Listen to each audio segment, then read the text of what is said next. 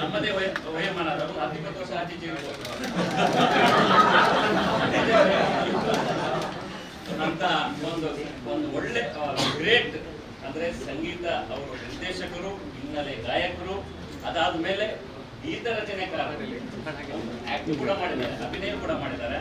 ಹಾಗಾಗಿ ಅಂತ ಒಂದು ಅತ್ಯದ್ಭುತವಾದಂತಹ ಪ್ರತಿಭೆಯ ಖನಿ ಇವತ್ತು ಅವರನ್ನು ನಮ್ಮ ಪ್ರೆಸ್ ಕ್ಲಬ್ ವತಿಯಿಂದ ಗೌರವಿಸ್ತಾ ಇದ್ದೇವೆ, ಅಭಿನಂದಿಸ್ತಾ ಇದ್ದೇವೆ. ಅದಕ್ಕೆ ನಮ್ಮ ಕಲಾವಿದರು ಕೂಡ ಕಾಕತಾಳೀಯವಾಗಿ ಎದುರುಗಡೆ ಕೂತಿದ್ದಾರೆ. ಅಂದರೆ ಒಂದು ಅವರ ಪ್ರೆಸ್ ಮೀಟ್ ಇತ್ತು. ಸೊ ಅದೊಂದು ನಿಜವಾದ ಒಂದು ವಿಶೇಷವಾದಂಥ ಗೌರವ. ವಿದ್ಯಾರ್ಥಿಗಳು ಬಂದಿದ್ದಾರೆ, ಪತ್ರಕರ್ತರು ಬಂದಿದ್ದಾರೆ. ಹಾಗಾಗಿ ಇಂತಹ ಸಂದರ್ಭದಲ್ಲಿ ಈ ಕಾರ್ಯಕ್ರಮವನ್ನು ನಮ್ಮ ಪ್ರೆಸ್ ಕ್ಲಬ್ನ ಅಧ್ಯಕ್ಷರಾದಂಥ PB ಹರೀಶಯ್ಯ ಅವರು ಯಾವಾಗಲೂ ಕಾರ್ಯಕ್ರಮ ಒಂದು ವಿನೂತನವಾಗಿರ್ತದೆ. ಅವರು ಒಂದು ಮೈಲಿಗಲ್ಲು. ಅವರು ಪ್ರೆಸ್ ಕ್ಲಬ್ ಪತ್ರಕರ್ತರ ಸಂಘದ ಅಧ್ಯಕ್ಷರಾಗಿರುವಾಗ ಕೂಡ ಹಾಗೆ ಒಂದು ವಿಶಿಷ್ಟವಾಗಿ ಕಾರ್ಯಕ್ರಮವನ್ನು ನಿರೂಪಣೆ ಮಾಡ್ತಾರೆ. ಪ್ರೆಸ್ ಕ್ಲಬ್ ಅಧ್ಯಕ್ಷರಾದ ಮೇಲೆ ಒಂದು ಗೌರವ ಅತಿಥಿ ಅಂತ ಒಂದು ಕಾರ್ಯಕ್ರಮ ಮಾಡಿ ಇವತ್ತು 14ನೆಯ ಕಾರ್ಯಕ್ರಮ. ಈ ಕಾರ್ಯಕ್ರಮದಲ್ಲಿ ಗಣ್ಯರನ್ನು ಸ್ವಾಗತಿಸಬೇಕು ಅಂತ ನಾನು ಕೇಳ್ಕೊಳ್ತಾ ಇದ್ದೇನೆ. ಹಾಗೆ ಅದೇ ರೀತಿ ಯಜ್ಞರು ಕೂಡ ಬಂದಿದ್ದಾರೆ.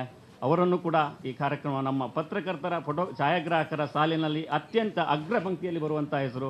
ಅವರನ್ನು ಕೂಡ ಕಾರ್ಯಕ್ರಮಕ್ಕೆ ಸ್ವಾಗತಿಸಬೇಕು ಅಂತ ಅಧ್ಯಕ್ಷರಲ್ಲಿ ಕೇಳ್ಕೊಳ್ತೀನಿ. ಎಲ್ಲ ಆತ್ಮೀಯರೇ ಮತ್ತು ನೆಚ್ಚಿನ ವಿದ್ಯಾರ್ಥಿಗಳೇ, ಮಂಗಳೂರು ಪ್ರೆಸ್ ಕ್ಲಬ್ಬಿನಿಂದ, ನಮ್ಮ ಪತ್ರಕರ್ತರ ಸಂಘದಿಂದ, ನಮ್ಮ ಪತ್ರಿಕಾ ಭವನ ಟ್ರಸ್ಟ್ನಿಂದ ನಾವು ವಿನೂತನವಾದ ಕಾರ್ಯಕ್ರಮಗಳನ್ನು ಹಮ್ಮಿಕೊಂಡ ಕಾರಣ ಇವತ್ತು ರಾಜ್ಯದಲ್ಲಿ ನಮ್ಮ ಸಂಘ ಮತ್ತು ನಮ್ಮ ದಕ್ಷಿಣ ಕನ್ನಡ ಜಿಲ್ಲೆಯ ಪತ್ರಕರ್ತರು ಗುರುತಿಸಿಕೊಂಡಿದ್ದಾರೆ. ನಾವು ಕಳೆದ ವರ್ಷ ಪ್ರೆಸ್ ಕ್ಲಬ್ನಿಂದ ಒಂದು ಹೊಸ ಕಾರ್ಯಕ್ರಮ ಮಾಡಬೇಕು ಅಂತ ಆಯೋಜನೆ ಮಾಡಿದ್ದೆವು. ಒಂದು ಪ್ರತಿ ತಿಂಗಳು ನಮ್ಮ ಅವಿಭಜಿತ ದಕ್ಷಿಣ ಕನ್ನಡ ಜಿಲ್ಲೆ 100 ಸಾಧಕರಿಗೆ ಜನ್ಮ ನೀಡಿದ ಮಣ್ಣು. ಹಾಗಾಗಿ ಇಲ್ಲಿಯ ಸಾಧಕರನ್ನು ತಂದು ಅವರನ್ನು ನಾವೊಂದು ಗೌರವಿಸಬೇಕು. ಯಾರಿಗೂ ಕೂಡ ಸಾಧನೆ ಅಥವಾ ಖ್ಯಾತಿ ರಾತ್ರಿ ಬೆಳಗಾಗುವುದರಗೆ ಬರುವುದಿಲ್ಲ. ಒಂದು ಪರಿಶ್ರಮ ಅದರ ಹಿಂದೆ ಇರ್ತದೆ, ಒಂದು ತಪಸ್ಸು ಇರ್ತದೆ ಅದರ ಹಿಂದೆ. ಅವರ ಆ ನಡೆದು ಬಂದ ಹಾದಿ ಹೇಗಿರ್ತದೆ ಅಂತ ಹೇಳುವಂಥದ್ದನ್ನು ಬರೀ ಕೇವಲ ಪತ್ರಕರ್ತರು ಮಾತ್ರ ಅಲ್ಲ, ಒಂದಷ್ಟು ವಿದ್ಯಾರ್ಥಿಗಳು ಕೂಡ ನಮ್ಮ ಜೊತೆ ಇರಬೇಕು ಅಂತ ಹೇಳುವ ಆಶಯದಿಂದ ಈ ಕಾರ್ಯಕ್ರಮ ನಾವು ಆಯೋಜನೆ ಮಾಡ್ತಾ ಬಂದಿದ್ದೆವು. ನಾವು ಈ ಕಾರ್ಯಕ್ರಮವನ್ನು ಆರಂಭ ಮಾಡಬೇಕಿದ್ರೆ ಒಂದು ಲಿಸ್ಟ್ ಮಾಡಿದ್ದೆವು, ಯಾರನ್ನೆಲ್ಲ ಕರಿಬೇಕು. ಅದು ಸಹಕಾರ ಕ್ಷೇತ್ರ ಇರ್ಬೋದು. ನಾವು ಇದರಲ್ಲಿ ರಾಜಕೀಯ ವ್ಯಕ್ತಿಗಳನ್ನು ಕರೀದಿಲ್ಲ, ಯಾಕೆಂದರೆ ರಾಜಕೀಯದ ವ್ಯಕ್ತಿಗಳನ್ನು ಕರೀಲಿಕ್ಕೆ ನಮ್ಮ ಸಂಘದಿಂದ ಮೀಟ್ ದ ಪ್ರೆಸ್ ಒಂದು ಬೇರೆ ಕಾರ್ಯಕ್ರಮ ಇರ್ತದೆ. ಅದಕ್ಕೋಸ್ಕರ ಇದರಲ್ಲಿ ಕೇವಲ ಸಾಧಕರನ್ನು ಮಾತ್ರ ಕರೆದಿದ್ದು ಯೋಚನೆ ಮಾಡಿದ್ದೆವು. ನಾವು ಒಂದು ಲಿಸ್ಟ್ ಮಾಡಿದ್ದೆವು. ಸಹಜವಾಗಿ ಯಕ್ಷಗಾನದ ಹೆಸರು ಬಂದಾಗ ಪಟ್ಲ ಸತೀಶ್ ಶೆಟ್ಟರ್ ಅವರು ಇರ್ತಾರೆ, ಸಹಕಾರ ಕ್ಷೇತ್ರ ಬರುವಾಗ ರಾಜೇಂದ್ರ ಕುಮಾರ್ ಅವರ ಹೆಸರು ಇರ್ತಾರೆ. ಹೀಗೆ ತುಂಬ ಮಂದಿ ಸಾಧಕರ ಲಿಸ್ಟ್ ಮಾಡಿದ್ದೆವು. ನಾವು ಆಗಲೇ ಆರಂಭದಲ್ಲೇ ಗುರು ಕಿರಣ್ ಅವರನ್ನು ಕರಿಬೇಕೆಂದು ಯೋಚನೆ ಮಾಡಿದ್ದೆವು. ಆದರೆ ನಾವು ಕರೆಯುವಾಗ ಕೂಡ ಸುಮ್ಮನೆ ಒಂದು ಏನಾದರೂ ಆ ತಿಂಗಳಿಗೆ ಒಂದು ರಿಲೇಟೆಡ್ ಇರಬೇಕು, ಹಾಗೇ ಕರೆಯುವಂದು ಯೋಚನೆ ಮಾಡಿದ್ವಿ. ಕಳೆದ ತಿಂಗಳು MR ಪೂವಮ್ಮ ಬಂದಿದ್ಲು ಗೌರವ ಅತಿಥಿಯಾಗಿ. ಯಾಕೆಂದರೆ ಅವಳು 3ನೇ ಬಾರಿ ಒಲಿಂಪಿಕ್ಕಿನ ಅಲ್ಲಿ ಭಾಗವಹಿಸಿದಂಥ ನಮ್ಮ ಊರಿನ ಹೆಣ್ಮಗಳು. ಆ ಕಾರಣಕ್ಕೋಸ್ಕರ ಅವ್ರನ್ನ ಕಳೆದಿದ್ದು. ಅದರ ಹಿಂದಿನ ತಿಂಗಳು ಕಾರ್ಗಿಲ್ ಒಂದು ಯುದ್ಧದ ದಿನ ಆಗಿತ್ತು. ಅದಕ್ಕೋಸ್ಕರ ಈ ಸೇನೆಯಲ್ಲಿ ಒಂದು 25 ವರ್ಷ ಸೇವೆ ಮಾಡಿದಂಥ ಒಬ್ಬರು ಸೇನಾನಿಯನ್ನು ಕರೆದಿದ್ದೆವು. ಈ ಬಾರಿ ಗುರು ಕಿರಣರವನಿಗೆ ಬೆಂಗಳೂರಿನ ವಿಶ್ವವಿದ್ಯಾನಿಲಯ ಗೌರವ ಡಾಕ್ಟರೇಟ್ ಸಿಕ್ಕಿದ ಒಂದು ಸಂದರ್ಭ ಬಂದಾಗ ಹಾಗಾಗಿ ನಮಗೆ ಗುರು ಕಿರಣರನ್ನು ಇದು ಒಂದು ಒಳ್ಳೆಯ ಸಮಯ ಕರೆಯುವುದು ಅಂತ ನಾನು ಯೋಚನೆ ಮಾಡಿದ್ದೆವು. ಗುರು ಕಿರಣರ ಬಗ್ಗೆ, ಅವರ ಸೌಂದರ್ಯದ ಬಗ್ಗೆ ಜಿತೇಂದ್ರ ಕುಂದೇಶ್ವರ್ ಹೇಳಿದರು. ಹಾಗಾಗಿ ನಾನು ಹೇಳೋದಿಲ್ಲ. ಕುಂದೇಶ್ವರ್ಗೆ ಒಂದು 25 ವರ್ಷ ಪತ್ರಿಕೋದ್ಯಮದಲ್ಲಿ ಅನುಭವ ಆಯಿತು. ಹಾಗಾದರೆ ವಯಸ್ಸು ಎಷ್ಟು ಅಂತ ನಾವು ಯೋಚನೆ ಮಾಡ್ಬೋದು.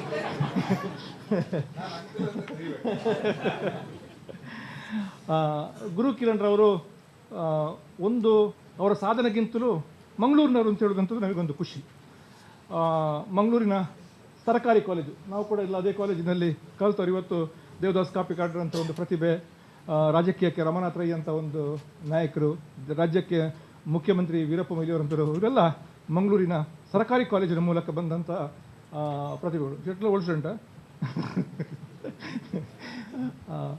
ಗುರು ಕಿರಣ್ ನಮಗೆ ಗೊತ್ತಿದೆ. ಶಾಲಾ ಕಾಲೇಜು ದಿನಗಳಲ್ಲಿ ಸಂಗೀತ ಮತ್ತು ನಟನೆ ಒಂದು ಹವ್ಯಾಸ, ಒಂದು ಆ ಅಭಿರುಚಿಯನ್ನು ಅದನ್ನು ಬೆಳೆಸ್ಕೊಂಡು ಬಂದರು. ಅವ್ರದ್ದೇ ಆದಂಥ ಶಾಲಾ ಕಾಲೇಜು ದಿನಗಳಲ್ಲೇ ಒಂದು ಗುರು ಕಿರಣ್ ನೈಟ್ಸ್ನ ಒಂದು ತಂಡವನ್ನು ಕಟ್ಟಿಕೊಂಡು ಯುವಕರ ಜೊತೆ ಅಲ್ಲಲ್ಲಿ ಮ್ಯೂಸಿಕಲ್ ನೈಟ್ ಮಾಡ್ತಾ ಕಾರ್ಯಕ್ರಮಗಳನ್ನು ನಡೆಸ್ತಾ ಬೆಳೀತಾ ಬಂದವರು. ಸಂಗೀತ ನಿರ್ದೇಶಕ ಆಗಬೇಕು, ಸಂಗೀತ ಕ್ಷೇತ್ರದಲ್ಲಿ ಸಾಧನೆ ಮಾಡಬೇಕು ಅಂತ ಅವರ ಒಂದು ಹಂಬಲ ಏನಿತ್ತು. ನಿಮಗೆ ಬೆಂಗಳೂರಿನಂತಲ್ಲಿ ಹೋಗಿ, ಅದು ಕನ್ನಡ ಸಿನಿಮಾ ರಂಗದಲ್ಲಿ ನಮ್ಮ ಇಲ್ಲಿಯ ಪ್ರತಿಭೆಗಳು, ಅದು ಎಷ್ಟೇ ನಮ್ಮಲ್ಲಿ ಪ್ರತಿಭೆ ಇದ್ದರೂ ಕೂಡ ಅಲ್ಲಿ ನಾವು ಗುರುತಿಸಿಕೊಳ್ಳೋದು ಮತ್ತು ಅಲ್ಲಿ ಪ್ರಸಿದ್ಧಿಯನ್ನು ಪಡೆದಂಥ ಬಹಳ ಒಂದು ಸಂಕಷ್ಟ ದಿನಗಳು. ಆರಂಭದ ದಿನಗಳಲ್ಲಿ ಆ ಎಲ್ಲ ಸಂಕಷ್ಟಗಳನ್ನು, ಅಲ್ಲಿ ಎಡರು ತೊಡಗಳನ್ನು ಅನುಭವಿಸಿ ನಾನು ಎಲ್ಲವೊಮ್ಮೆ ರೂಪತರದಲ್ಲಿ ಯಾವುದೊಂದು ಮ್ಯಾಗ್ಝಿನಲ್ಲಿ ಓದಿದ್ದೆ. ಇದನ್ನು ಆಗೋದಿಲ್ಲ, ಪುನಃ ಊರಿಗೆ ಬಂದು ಅವರ ಕುಟುಂಬದವರೆಲ್ಲ ಉದ್ಯಮ ಕ್ಷೇತ್ರದಲ್ಲಿ ತೊಡಗಿಸಿಕೊಂಡರು. ಮತ್ತು ನಾನು ಕೂಡ ಬಂದು ಮಂಗಳೂರಿನಲ್ಲಿ ಹೋಟೆಲ್ ಉದ್ಯಮನ ಮಾಡಬೇಕು ಅಂತ ಯೋಚನೆ ಮಾಡಿದಾಗ ಉಪೇಂದ್ರ ಆ ರಾತ್ರಿ ಒಂದು ಫೋನ್ ಮಾಡ್ತಾರಂತೆ. ನಾವು ಸಿನಿಮಾ ಮಾಡ್ತಾ ಇದ್ದೇವೆ, ನೀವು ಸಂಗೀತ ನಿರ್ದೇಶಕರು ಅವರೆಲ್ಲ ಜೊತೆಗಿದ್ದವರು. ನಿಮಗೆ ಗೊತ್ತಿದೆ, ಅಂತ ಹೇಳುವಂಥ ಸಿನಿಮಾ ಬಂತು, ಕನ್ನಡ ಚಿತ್ರರಂಗದಲ್ಲಿ ಒಂದು ದೊಡ್ಡ ಕ್ರಾಂತಿ ಆಯಿತು. ರಾತ್ರಿ ಬೆಳಗಾಗೋದ್ರೊಳಗೆ ಹೇಗೆ ಉಪೇಂದ್ರ ಅಂತೇಳಿ ಒಬ್ಬ ಸೂಪರ್ ಸ್ಟಾರ್ ಹುಟ್ಕೊಂಡ್ರ ಕರ್ನಾಟಕ ಮಾತ್ರ ಅಲ್ಲ, ಇಡೀ ದಕ್ಷಿಣ ಭಾರತದಲ್ಲಿ ಗುರುಕಿರಣ್ ಅಂತೇಳಿ ಒಬ್ಬ ಸ್ಟಾರ್ ಸಂಗೀತ ನಿರ್ದೇಶಕ ಕೂಡ ಹುಟ್ಕೊಳ್ತಾರೆ. ಆ ನಂತರ ಅವ್ರು ನಡೆದುಕೊಂಡು ಬಂದ ಹಾದಿ, ಅವರ ಯಶಸ್ಸು, ಅವರ ಹಾಡುಗಳು, ಅದೆಲ್ಲವೂ ನಮ್ಮ ಕಣ್ಮುಂದೆ ಇದೆ. ಆ ಹಾದಿಯಲ್ಲಿ ಅವರು ಹೇಗೆ ಸಾಗಿ ಬಂದಿದ್ದಾರೆ ಅಂತ ಹೇಳುವಂಥದ್ದನ್ನು ಇವತ್ತು ಇಲ್ಲಿ ಅವರ ಅನುಭವವನ್ನು ಹಂಚಿಕೊಳ್ಳಿದ್ದಾರೆ. ನನಗೆ ಗೊತ್ತಿದೆ, ನಮ್ಮ ಕನ್ನಡದ ಭಾಳ ಶ್ರೇಷ್ಠ ನಟರಾದ ವಿಷ್ಣುವರ್ಧನ್ ರವರು, ಪುನೀತ್ ರಾಜ್ಕುಮಾರ್ ರವರು, ಅಂಬರೀಷ್ ರವರು ಅಂತೆಲ್ಲ ನಟರ ಜೊತೆ ಬಹಳ ಒಂದು ಆತ್ಮೀಯತೆ. ಇದಕ್ಕಿಂತಲ್ಲ ವಿಶೇಷವಾಗಿ ನಾನು ಏನು ಉಲ್ಲೇಖ ಮಾಡಬೇಕು ಅಂತ ಹೇಳಿದರೆ, ಗುರುಕಿರಣ್ ಸಾಧನೆ, ಅವರ ಪ್ರತಿಭೆ, ಅವರ ಯಶಸ್ಸುಗಿಂತಲೂ ಕೂಡ ನಮ್ಮಲ್ಲಿ ಸಣ್ಣ ಪುಟ್ಟ ಸಾಧನೆ ಮಾಡಿದರೆ ಮತ್ತೆ ಅವ್ರ ಹತ್ರ ಮಾತಾಡಿಸ್ಲಿಕ್ಕೆ ಆಗೋದಿಲ್ಲ. ಆದರೆ ನಾನೇ ಒಂದು 10-30 ವರ್ಷದಿಂದ ಗುರುಕಿರಣ್ ರವರನ್ನು ನೋಡ್ತಾ ಬಂದೇನೆ. ಅವರು ಆ ದಿನಗಳಲ್ಲಿ ಹೇಗಿದ್ದರು, ಇವತ್ತಿಗೂ ಕೂಡ ಹಾಗೇ ಇದ್ದಾರೆ. ಅವರೊಂದು ವಿಶೇಷ ಅಂತ ಏನು ಹೇಳಿದರೆ, ಜಾತಿ, ಮತ, ಧರ್ಮ, ಬಡವ ಅಂತ ಯಾವುದೇ ಇದಿಲ್ಲ, ಎಲ್ಲರೂ ಸ್ನೇಹಿತರು. ನನಗೆ ಮಂಗಳೂರಿನಲ್ಲಿ ಗುರುಕಿರಣ್ ಮತ್ತು ಅವರ ಸಹೋದರರಿಗೆ ಇರುವಷ್ಟು ಸ್ನೇಹಿತರು ಬೇರೆ ಯಾರಿಗೂ ಇಲ್ಲ ಅಂತ, ಎಲ್ಲ ವರ್ಗದವರಿಗೆ ಸ್ನೇಹಿತರು. ಅಂದರೆ ಅವರ ಮನೆಯಲ್ಲಿ ಇರ್ಬೋದು ಅಥವಾ ಅವರ ಸಾರ್ವಜನಿಕ ಜೀವನದಲ್ಲಿ ಅವರು ಆ ರೀತಿ ನಡ್ಕೊಂಡು ಬಂದರು. ಸೊ ಹಾಗಾಗಿ ಅವರ ಸಾಧನೆ ಯಶಸ್ಸು ಮಾತ್ರವಲ್ಲ, ಅವರ ನಡವಳಿಕೆ ಕೂಡ ನಮ್ಮ ಯುವಕರಿಗೆ ಮಾದರಿ ಅಂತ ನಾನು ಅಂದ್ಕೊಂಡು, ನಾನು ಈ ಮಂಗಳೂರು ಪ್ರೆಸ್ ಕ್ಲಬ್ನ ಈ ಕಾರ್ಯಕ್ರಮಕ್ಕೆ ಗುರುಕಿರಣ್ ರವರನ್ನು ಭಾಳ ಪ್ರೀತಿಯಿಂದ, ಭಾಳ ಗೌರವದಿಂದ ಸ್ವಾಗತ ಮಾಡಿಕೊಂಡು ನಮ್ಮ ಹಿರಿಯ ಪತ್ರಕರ್ತ ಆನಂದ್ ಶೆಟ್ಟಿ ಅವರವರಿಗೆ ಒಂದು ಪುಷ್ಪ ನೀಡಿ ಸ್ವಾಗತ ಮಾಡಬೇಕು ಅಂತ ವಿನಂತಿ ಮಾಡ್ತಾ ಇದ್ದೇನೆ. ನಾವು ಆರಂಭ ಮಾಡಬೇಕಾದ್ರೆ ನಾವು ಏನು ಯೋಚನೆ ಮಾಡಿ ಅಂತ ಹೇಳಿದರೆ, ನಮ್ಮ ಪ್ರೆಸ್ ಕ್ಲಬ್ಬಿನ ಜೊತೆ ತುಂಬ ಮಂದಿ ನಮ್ಮ ಜೊತೆ ಸಂಯೋಜನೆಯಲ್ಲಿ, ನಮ್ಮ ಪತ್ರಿಕೆ ಮಾಧ್ಯಮದಲ್ಲಿ, ದೃಶ್ಯ ಮಾಧ್ಯಮದಲ್ಲಿ ನಮ್ಮ ಜೊತೆ ಇರುವವರಿದ್ದಾರೆ. ಆದರೆ ಪ್ರೆಸ್ ಕ್ಲಬ್ಗೆ ಬರುವಂಥದ್ದು ಭಾಳ ಕಡಿಮೆ ಹಿರಿಯರು. ಚಾನಲ್ನ ಮುಖ್ಯಸ್ಥರು ಇರ್ತಾರೆ, ಬೇರೆ ಬೇರೆ ಪತ್ರಿಕೆಗಳ ಮುಖ್ಯಸ್ಥರಿರ್ತಾರೆ. ಅಂಥವರನ್ನು ಪ್ರತಿ ಬಾರಿ ಕರೆದು ಈ ಕಾರ್ಯಕ್ರಮವನ್ನು ಉದ್ಘಾಟನೆ ಮಾಡಬೇಕು. ಇಲ್ಲಿ ಆನಂದ್ ಶೆಟ್ಟಿ ಅವರ ಆರಂಭದ ನಮ್ಮ ಒಂದು ಕಾರ್ಯಕ್ರಮವನ್ನು ಉದ್ಘಾಟನೆ ಮಾಡಿದರು. ಕುದ್ರೋಳಿ ಗಣೇಶ್ ಬಂದಾಗ ಗುರುಕಿರಣ್ ಸಹೋದರ ಡಾಕ್ಟರ್ ಶಿವಶರಣ ಬಂದಿದ್ರು, ಯಾಕಂದ್ರೆ ಅವ್ರು ನಮ್ಮ ಟಿವಿಯ ಮುಖ್ಯಸ್ಥರು, ಅದಕ್ಕೋಸ್ಕರ ಅವರನ್ನು ಕರೆದಿದ್ದೆವು. ಅವರೇ ಬಂದ ಕಾರ್ಯಕ್ರಮ ಉದ್ಘಾಟನೆ ಮಾಡಿದರು. ಪ್ರತಿ ಕಾರ್ಯಕ್ರಮಗಳು ಕೂಡ ನಾವು ಯಾರಾದರೂ ಹಿರಿಯರನ್ನು ಕರೆದು ಅದರ ಉದ್ಘಾಟನೆ. ಇವತ್ತು ಯಜ್ಞರು ಬಂದರು, ಯಜ್ಞರಿಗೆ ಭಾಳ ಆಶ್ಚರ್ಯ ಆಯಿತು ನಮ್ಮ ಪ್ರೆಸ್ ಕ್ಲಬ್ಬಿನ ವ್ಯವಸ್ಥೆ ನೋಡಿ. ನಾನು ಹೇಳಿದೆ, ಅದಕ್ಕೋಸ್ಕರ ನಿಮ್ಮನ್ನು ಕರೆದಿದ್ದೇವೆ ಹೇಳಿದೆ. ಯಜ್ಞ ಮಂಗಳೂರು ಬಗ್ಗೆ ನಾನೇನು ವಿಶೇಷವಾಗಿ ಹೇಳಬೇಕಾದ್ರೆ, ಹೊಸ ಹುಡುಗರು ವಿದ್ಯಾರ್ಥಿಗಳಿಗೆ ಮಾತ್ರ ಹೇಳಬೇಕಷ್ಟೇ.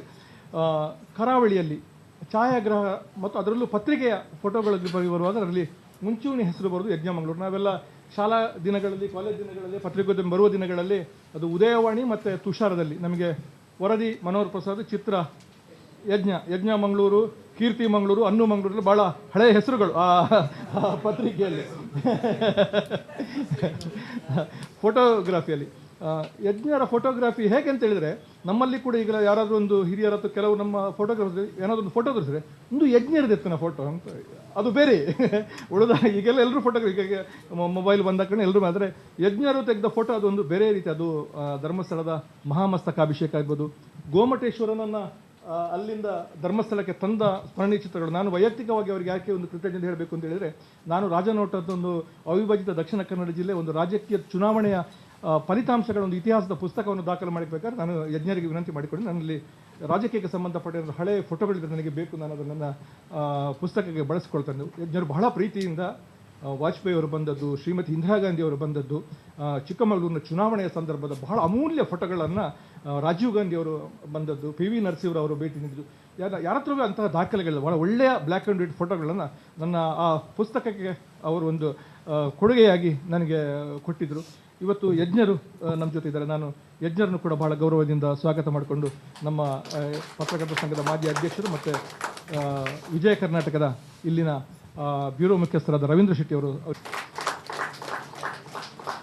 ಪತ್ರಕರ್ತರ ಸಂಘದ ಅಧ್ಯಕ್ಷರಾದ ಶ್ರೀನಿವಾಸ್ ನಾಯ್ಕರಿದ್ದಾರೆ, ಪತ್ರಿಕಾ ಭವನ ಟ್ರಸ್ಟ್ನ ರಾಮಕೃಷ್ಣರಿದ್ದಾರೆ, ನಮ್ಮ ಪ್ರಧಾನ ಕಾರ್ಯದರ್ಶಿ ಇಬ್ರಾಹಿಂ ಅಡ್ಕಸಲ್ ಅವರನ್ನು ಕೂಡ ಸ್ವಾಗತ ಮಾಡಿಕೊಂಡು, ನಾನು ಎಲ್ಲ ಹಿರಿಯ ಪತ್ರಕರ್ತರು, ಭಾಳ ಜಗನ್ನ ಶೆಟ್ಟಿ. ನಾನು ಮೊನ್ನೆ ನಮ್ಮ ಸಭೆಯಲ್ಲೇ ನಾನು ಗುರುಕಿರಣ್ ಅವರಿಗೆ ಫೋನ್ ಮಾಡಿದವರು, ಫೋನ್ ತೆಗೆದು, ಅಚ್ಚಾ ನಾನು ಒಂದು ಶನಿವಾರದವರೆಗೆ ಇಲ್ಲ, ನೆಕ್ಸ್ಟ್ ವೀಕ್ ನಾನು ಮಂಗಳೂರಿನಲ್ಲಿ ಕಾರ್ಯಕ್ರಮದಲ್ಲಿ ಬಂದಾಗ ಅದೇ ದಿವಸ ನಾನು ಪ್ರೆಸ್ಗೆ ಬರ್ತೇನೆ. ಬೆಂಗಳೂರಿನೊಂದು ಪೂರ್ವ ನಿಗದಿತ ಕೆಲವು ಕಾರ್ಯಕ್ರಮಗಳಿದ್ದು ಮುಗಿಸಿದ ಕೂಡಲೇ ನಿಮ್ಮ ಕಾರ್ಯಕ್ರಮಕ್ಕೆ ಬರ್ತೇನೆ. ಆಮೇಲೆ ಗುರುಕಿರಣ್ ಇಲ್ಲಿಗೆ ಬರುವವರೆಗೆ ಅವರ ಆ ಎಲ್ಲ ಫಾಲೋಅಪ್ಪಲ್ಲಿದ್ದವರು ಭಾಳ ಜಗನ್ನಾಥ್ ಶೆಟ್ಟಿ ಅವರು. ಭಾಳ ಜಗನ್ನಾಥ್ ಶೆಟ್ಟಿ ಅವರಿಗೆ ನಾನು ಕೂಡ ಒಂದು ವಿಶೇಷ ಕೃತಜ್ಞತೆಗಳನ್ನು ಹೇಳಿಕೊಂಡು, ವಿಶೇಷವಾಗಿ ವಿದ್ಯಾರ್ಥಿಗಳು, ಗುರುಕಿರಣ್ ನಾವು ಯಾಕೆ ವಿದ್ಯಾರ್ಥಿಗಳನ್ನು ಕರಿತೇವೆ ಅಂತ ಹೇಳಿದರೆ, ಈ ರೀತಿಯ ಸಾಧನೆ ಮಾಡಲಿಕ್ಕೆ ವಿದ್ಯಾರ್ಥಿಗಳಿಗೆ ಒಂದು ಪ್ರೇರಣೆ ಆಗಲಿ ಅಂತ ಹೇಳುವ ಒಂದು ಉದ್ದೇಶದಿಂದ ಪತ್ರಕರ್ತರನ್ನು ಬರೀಬೋದು, ಪತ್ರಿಕೆಯಲ್ಲಿ ಬರ್ತದೆ, ನಾಳೆ ಜನ ಓದ್ಬೋದು. ಆದರೆ ವಿದ್ಯಾರ್ಥಿಗಳು ಈ ರೀತಿಯ ಸಾಧಕರ ಒಂದು ಮಾತುಗಳನ್ನು ಕೇಳಿದಾಗ ಅವರಿಗೂ ಕೂಡ ಅವರ ಕ್ಷೇತ್ರದಲ್ಲಿ ಏನಾದರೂ ಮುಂದೆ ಪ್ರೇರಣೆ ಸಿಗ್ಬೋದು ಹೇಳುವ ಉದ್ದೇಶದ ಇವತ್ತು ಶ್ರೀನಿವಾಸ್ ವಿಶ್ವವಿದ್ಯಾನಿಲಯದ ವಿದ್ಯಾರ್ಥಿಗಳು ನಮ್ಮ ಜೊತೆ ಇದ್ದಾರೆ. ಆಮೇಲೆ ನಾರಾಯಣ ಗುರು ಕಾಲೇಜಿನ ವಿದ್ಯಾರ್ಥಿಗಳಿದ್ದಾರೆ, ಕುದ್ರೋಳಿ ಗೋಕರ್ಣೇಶ್ವರ ಕಾಲೇಜಿನ ವಿದ್ಯಾರ್ಥಿಗಳಿದ್ದಾರೆ, ನನ್ನ ಶಾಲೆಯ ಎಲ್ಲ ಉಪನ್ಯಾಸಕಿಯರು ನಮ್ಮ ಜೊತೆ ಇದ್ದಾರೆ. ಭಾಸ್ಕರ್ ರಾಯ್ ಅವರಿಗೆ ಒಂದು ಪುಷ್ಪ ನೀಡಿ ಎಲ್ಲರಿಗೂ, ಸುಷ್ಮಿತಾ ಮೇಡಮ್ ಅವರಿದ್ದಾರೆ, ಶರ್ಮಿಳಾ ಮೇಡಮ್ ಅವರಿದ್ದಾರೆ, ಅಶ್ವಿನಿ ಅವರಿಗೆಲ್ಲ ಒಂದು ಪುಷ್ಪ ನೀಡಿ ದಯವಿಟ್ಟು ಒಮ್ಮೆ ಎದ್ದು ನಿಲ್ಲಿ ಮೇಡಮ್. ವಿದ್ಯಾರ್ಥಿಗಳನ್ನು ಅದ್ರ ಜೊತೆಗೆ ವಿಶೇಷವಾಗಿ ಕಲಾವಿದರ ಸಂಘದವರು ನಿನ್ನೆ ಪ್ರೆಸ್ ಮೀಟ್ ಮಾಡಲಿಕ್ಕೆ ಅಂತ ಕೇಳಿಕೊಂಡಿದ್ರು. ಕಾರ್ಪೊರೇಟರ್ ಜಗಣ್ಣ ಸರ್ ನಮ್ಮ ಜೊತೆಗಿದ್ದಾರೆ. ಅವರು ಕೂಡ ಗುರುಕಿರಣ್ ರವರು ಈ ಕಾರ್ಯಕ್ರಮಕ್ಕೆ ಬರ್ತೇವೆ ಅಂತ ಹೇಳಿದ್ರೆ ಕೂಡ ಅವರು ಕೂಡ ಒಂದು ವಿನಂತಿ ಮಾಡಿಕೊಟ್ರು. ನಾವು ಕೂಡ ನಿಮ್ಮ ಜೊತೆಗಿರ್ತೇವೆ, ನಮಗೂ ಕೂಡ ಅವರನ್ನೊಂದು ಕಾರ್ಯಕ್ರಮಕ್ಕೆ ಆಹ್ವಾನಿಸಲಿಕ್ಕಿದೆ ಮತ್ತು ನಿಮ್ಮ ಜೊತೆ ನಮಗೂ ಕೂಡ ಅವರಿಗೆ ಸಣ್ಣ ಗೌರವಕ್ಕೆ ಅವರೇನು ಬೇರೆಯವರಲ್ಲ, ಮಂಗಳೂರಿನವರೇ ನಮ್ಮ ಜೊತೆ ಇರುವವರು, ಸಂಗೀತ ಕಲಾವಿದರು ಒಕ್ಕೂಟ ನಮ್ಮದೇ ಒಂದು ಸಂಘಟನೆಯಿಂದ ಅಂದುಕೊಂಡು ಅವರಿಗೆಲ್ಲ ಅದರ ಅಧ್ಯಕ್ಷರಿಗೆ, ಪ್ರಧಾನ ಎಲ್ಲ ಸದಸ್ಯರಿಗೆ ಕೂಡ ಭಾಳ ಗೌರವದ ಸ್ವಾಗತವನ್ನು ಕೋರಿಕೊಂಡು ಮತ್ತೊಮ್ಮೆ ತಮ್ಮನ್ನೆಲ್ಲರೂ ಪ್ರೀತಿಯಿಂದ ಸ್ವಾಗತಿಸಿ ಕುಂದೇಶ್ವರ ಕಾರ್ಯಕ್ರಮ ಮುಂದುವರಿಸಬೇಕು ಅಂತ ವಿನಂತಿ ಮಾಡ್ತಾ ಇದ್ದೇನೆ. ಗುರುಕಿರಣ್ ರವರ ಸಹೋದರ ನಮ್ಮ ಜೊತೆ ಇದೆ, ಇಂಟರ್ನ್ಯಾಷನಲ್ ಬಂಡ್ಸ್ ವೆಲ್ಫೇರ್ ಟ್ರಸ್ಟ್ನ ಅಧ್ಯಕ್ಷರು, ಉದ್ಯಮಿಗಳು ಮತ್ತು ನಮಗೆಲ್ಲ ಭಾಳ ಆತ್ಮೀಯರವರು. ನಾನು ಅವರನ್ನು ಕೂಡ ಭಾಳ ಪ್ರೀತಿಯಿಂದ ದೇವಣ್ಣಲ್ಲಿಗೆ ಸ್ವಾಗತ ಮಾಡ್ತೀನಿ. ಲಕ್ಷ್ಮಣ್ ಅಷ್ಟೇ ಸಾಕು, ಅವರ ಬಗ್ಗೆ ಏನು ಇಂಟ್ರೊಡಕ್ಷನ್ ಕೊಡಬೇಕಾಗಿಲ್ಲ. ಅದು ಬಿಟ್ಟರೆ ಮತ್ತು ಅದರ ಒಟ್ಟಿಗೆ ತುಳು ಸಿನಿಮಾದ ದಾಖಲೆಗಳೆಲ್ಲ ಬರ್ತದೆ. ಇವತ್ತು ತುಳು ಸಿನಿಮಾ ಮತ್ತು ತುಳು ರಂಗಭೂಮಿ ಇದಕ್ಕೆಲ್ಲ ದೊಡ್ಡ ಕೊಡುಗೆ ಹೇಳಿದರೆ ಅದು ತಮ್ಮ ಲಕ್ಷ್ಮಣರು, ಎಲ್ಲ ಕಲಾವಿದರು. ಅದು ಹೊಡಿಯಾಲ್ ಬೈಲಿ ಆಗಿರ್ಬೋದು, ದೇವದಾಸ್ ಕಾಫಿ ಗಿಡವರು, ಗುರುಕಿರಣ್ ಅವರೆಲ್ಲ ಭಾಳ ಗೌರವಿಸುವ ಒಂದು ವ್ಯಕ್ತಿತ್ವ ಅಂತ ಹೇಳಿದರೆ ಅದು ತಮ್ಮ ಲಕ್ಷ್ಮಣರವರು. ಅವರನ್ನು ಕೂಡ ಭಾಳ ಪ್ರೀತಿಯಿಂದ ಸ್ವಾಗತ ಮಾಡ್ಕೊಳ್ತೇನೆ ಮತ್ತು ಎಲ್ಲರಿಗೂ ಮತ್ತೊಮ್ಮೆ ಸ್ವಾಗತ ಕೊಡ್ತೇನೆ. ಸಮಾರಂಭವನ್ನು ಉದ್ಘಾಟಿಸಲಿಕ್ಕೆ ಯಜ್ಞ ಅವರಿಗೆ ಅನುವು ಮಾಡಿಕೊಡಬೇಕು ಅಂತ ದೀಪ ಬೆಳಗಿಸಿ.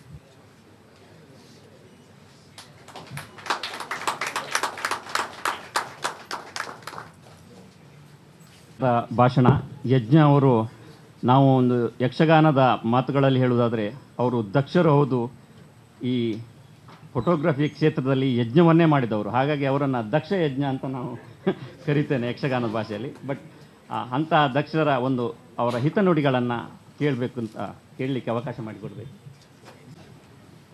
ಅಲ್ಲ, ಗಣ್ಯರಿಲ್ಲದೆ ಅವರಿಗೆ ಬೆಲೆ ಬರೋದಿಲ್ಲ ನೋಡಿ. ನಾನು ಇದಕ್ಕೆ ಬರೋದೇ ತುಂಬ ಸಮಯದ ನಂತರ ಬರೋದು, ಪತ್ರಕರ್ತರ ಇದಕ್ಕೆ. ನಂದೇನಿದ್ರು ಫೋಟೋ ತೆಗೆಯುವ ಕೆಲಸ ಅಲ್ಲದೆ ಈ ಭಾಷಣ ಮಾಡುವ ಕೆಲಸ ನನಗೆ ಆಗಲಿಕ್ಕಿಲ್ಲ. ಆದರೂ ಗುರುಕಿರಣ್ ಹೇಳುವಾಗ ನನಗೆ ನೆನಪಾಯಿತು, ಅವರು ಸಿನಿಮಾದಲ್ಲಿ ಫಸ್ಟ್ ಆ್ಯಕ್ಟ್ ಮಾಡುವಾಗ ನಾನು ಫೋಟೋ ತೆಗೆದಿದ್ದೆ. ತುಳು ಸಿನಿಮಾ ಬದುಕೊಂಜಿ ಕಬ್ಬಿತೆ, ಅದರದ್ದು ನಾನು ಫೋಟೋ ತೆಗೆದಿದ್ದೆ. ಅದರ ನಂತರ ಒಮ್ಮೆ ವಿಶ್ವನಾಥ್ ಸುವರ್ಣರು ನನ್ನ ಸ್ಟುಡಿಯೋಕ್ಕೆ ಬಂದಾಗ ಯಾವುದೋ ಲೆನ್ಸ್ ಬೇಕು ಅಂತ ಹೇಳಿ ನನ್ನ ಅಲ್ಲೇ ತೆಗೆದಿದ್ದೇನೆ. ಹಾಗೆ ಖುಷಿ ಆಯಿತು ಅವರು ಇಲ್ಲಿ ಬರ್ತಾರೆ ಅಂತ ಹೇಳಿ. ನೋಡುವ ಹೇಳಿ ಮತ್ತು ನನ್ನ ಪತ್ರಕರ್ತರ ಅನುಭವ ಅದು ಇದೆಲ್ಲ ಯಾವುದು ನಾನು ಹೀಗೆ ಹೇಳುವುದಿಲ್ಲ, ಇನ್ನೊಮ್ಮೆ ಅದಕ್ಕೆ ಹೇಳಲಿಕ್ಕೆ ಸಮಯ ಇದೆ. ಇದಕ್ಕೆ ಉದ್ಘಾಟನೆ ಮಾಡಿ ನಾನು ಆಶ್ಚರ್ಯ ಆಗ್ತದೆ. ಅದಕ್ಕೆ ಕಾರಣ ಇದೆ. ತಂದೆ ಏರ್ಫೋರ್ಸಲ್ಲಿದ್ದವರು, ತಾಯಿ ಶಿಕ್ಷಣ ಇಲಾಖೆಯ ದೊಡ್ಡ ಹುದ್ದೆಯಲ್ಲಿ ರೀಜನಲ್ ನಿರ್ದೇಶಕಿಯಾಗಿ ಕೆಲಸ ಮಾಡಿದವರು, ಕಾಂತಿ ಅಂತ. ಸೊ ಕಾಂತಿ ಹಾಗೆ ಅವರಿಬ್ಬರಲ್ಲಿ ಹುಟ್ಟಿದ ಮಕ್ಕಳು ಹೇಗಿರ್ಬೋದು ಅಂತ. ಹಾಗೆ ಅವರ 4 ಜನ ಮಕ್ಕಳು ಗುರುಕಿರಣ್ ಇದ್ದಾರೆ. ಅವರು ಸಂಗೀತದಲ್ಲಿ ಅತ್ಯದ್ಭುತವಾದಂತಹ ಒಂದು ಪ್ರತಿಭೆ ಎಲ್ಲ ಕ್ಷೇತ್ರದಲ್ಲೂ. ಶಿವಶರಣ್ ಇದ್ದಾರೆ, ನಮಗೆಲ್ಲರಿಗೂ ಗೊತ್ತಿದೆ, ನಮ್ಮ ಟಿ ವಿಯಲ್ಲಿ ಹೋಗಿ ಡಿಬೇಟಿಗೆಲ್ಲ ಅವರು ನಮಗೆ ಅವಕಾಶ ಮಾಡಿಕೊಟ್ಟವರು. ಮತ್ತು ಈ ಕರಾವಳಿಯ ದೊಡ್ಡ ಒಂದು ಮಾಧ್ಯಮ ಶಕ್ತಿ. ಅದೇ ರೀತಿ ದೇವಿಚರಣ್ ಅವರಿದ್ದಾರೆ, ಅವರು ಬಂಟರ್ ವೆಲ್ಫೇರ್ ಅಸೋಸಿಯೇಷನ್, ಇದೇ ರೀತಿ ಅನೇಕ ಕಾರ್ಯಕ್ರಮಗಳಲ್ಲಿ ಸಮಾಜದ ಒಳ್ಳೆಯ ಕೆಲಸಗಳಲ್ಲಿ ಮುಂದುವರೆದವರು. ಅದೇ ರೀತಿ ಹರಿಕಿಶನ್ ಅಂತ. ಹೀಗೆ ಎಲ್ಲರೂ ಕೂಡ ಅವರ ಸಹೋದರರು ಅತ್ಯದ್ಭುತವಾಗಿ ಸಮಾಜದ ಸೇವೆಯನ್ನು ಮಾಡ್ತಾ ಬಂದಿದ್ದಾರೆ. ಈಗ ಕಿರಣ್ ಅವರಿಗೆ ಗೌರವ ಅತಿಥಿ ಸನ್ಮಾನ ಸಮಾರಂಭ.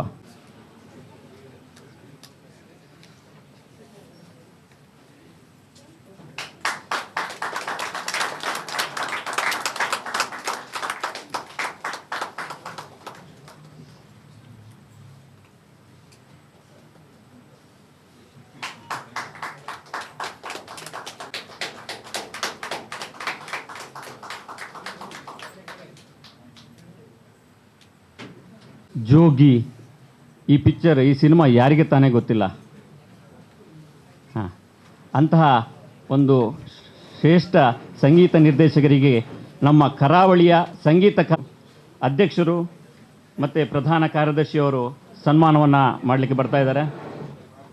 ದೀಪಕ್ ರಾಜ್ ಉಳ್ಳಾಲ್ ಅಧ್ಯಕ್ಷರು, ಪ್ರಧಾನ ಕಾರ್ಯದರ್ಶಿ ಕೇಶವ ಕನಿಲಾ ಅವರು, ಅದೇ ರೀತಿ ನಮ್ಮ ಈ ಭಾಗದ ಸಾಂಸ್ಕೃತಿಕ ಒಂದು ಶಕ್ತಿ ತೋನ್ಸೆ ಪುಷ್ಕಳ್ ಕುಮಾರ್ ಅವರು ಕೂಡ ವೇದಿಕೆಗೆ ಬಂದು ಗುರುತಿಸ್ತಾ ಇದ್ದಾರೆ. ಇಕ್ಬಾಲ್ ಅವರು,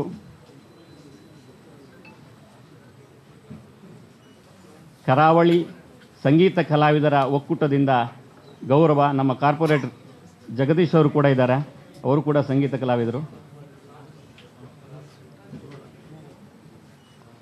ನಮ್ಮ ಪ್ರೆಸ್ ಕ್ಲಬ್ ಗೌರವ ಅತಿಥಿಯಲ್ಲಿ ಈ ಬಾರಿ ನನಗನ್ನಿಸ್ತದೆ ಮೊದಲ ಬಾರಿಗೆ ಒಂದು ಸಾರ್ವಜನಿಕ ರೀತಿಯಲ್ಲಿ ಸನ್ಮಾನ ಆಗ್ತಾ ಇದೆ, ಹುಟ್ಟೂರ ಗೌರವದ ರೀತಿಯಲ್ಲಿ. ಅದಕ್ಕೆ ಸರಿಯಾಗಿ ಮೊನ್ನೆ ಅಧ್ಯಕ್ಷರಾಗಿ ಕೂಡ ಆಯ್ಕೆಯಾಗಿದ್ದಾರೆ. ಅದಕ್ಕೆ ಇದೊಂದು ಒಳ್ಳೆಯ ಹುಟ್ಟೂರ ಸನ್ಮಾನದ ಕಾರ್ಯಕ್ರಮವಾಗಿ ಪರಿವರ್ತನೆ ಆಗಿದೆ. ನಾವು ಮಾಧ್ಯಮದವರು ಸಮಾಜದ ಪ್ರತಿಬಿಂಬ, ಹಾಗಾಗಿ ಸಾರ್ವಜನಿಕ ಸನ್ಮಾನವನ್ನು ಈ ಬಾರಿ ಪ್ರೆಸ್ ಕ್ಲಬ್ ವತಿಯಿಂದ ಆಗ್ತಾ ಇರುವಂಥ ಈ ಸಂದರ್ಭವನ್ನು ಕೂಡ ನಾವು ಕಾಣಬಹುದು. ಬೆಂಗಳೂರು ವಿವಿಯಿಂದ ವಿಶ್ವವಿದ್ಯಾನಿಲಯದಿಂದ ಗೌರವ ಡಾಕ್ಟರೇಟ್ ಪಡೆದಿರುವಂತಹ ಶ್ರೀ ಗುರುಕಿರಣ್ ಅವರು ಈಗ ನಿಮ್ಮ ಮುಂದೆ. ಎಲ್ರಿಗೂ ನಮಸ್ಕಾರ. ಅಷ್ಟೇ ಒಂದು ಖುಷಿ ಆಗೋದು ಊರಿಗೆ ಬರೋದು. ಅದು ಪ್ರೆಸ್ ಕ್ಲಬ್ ನನಗೆ ಫ್ರ್ಯಾಂಕ್ಲಿ ಹೇಳಬೇಕಂದ್ರೆ ಎಲ್ಲ ಜಾಸ್ತಿ ಸ್ನೇಹಿತರು. ಕಾರಣ ನಾನು ಚಿತ್ರರಂಗಕ್ಕೆ ಬರೋ ಮೊದಲು ಜಾಸ್ತಿ ಇದ್ದಿದ್ದು ಪ್ರೆಸ್ನವ್ರ ಜೊತೆ, ಮಂಗಳೂರಲ್ಲಷ್ಟೇ, ಬೆಂಗಳೂರಿನಲ್ಲಷ್ಟೇ. ಬೆಂಗಳೂರಲ್ಲಿ ನಾನು ಚಿತ್ರರಂಗಕ್ಕೆ ಪಾದಾರ್ಪಣೆಗೊಳ್ಳಿಕ್ಕೆ ಕಾರಣವೂ ಒಂಥರ ಪ್ರೆಸ್ ಅಂತ ಹೇಳಬೇಕು. ನನ್ನೊಂದು 2-3 ಅಡ್ಡ ಇತ್ತು. ಚಿತ್ರತಾರ ಅಂತ ಮೊದಲು, ಆಮೇಲೆ ಅರ್ಗಿಣಿ, ಅದು ಇವತ್ತಿಗಿದೆ. ಆ 2 ಆಫೀಸಲ್ಲಿ ನಾನು ಮಾಡ್ಲಿಂಗ್ ಶುರು ಮಾಡಿದೆ. ಆ್ಯಕ್ಚುಲಿ ಆ ಟೈಮಲ್ಲಿ ಫಿಲ್ಮ್ ಫೋಟೋ ಕಾಮಿಕ್ಸ್ ಅಂತ ಬರ್ತಾಯಿತ್ತು.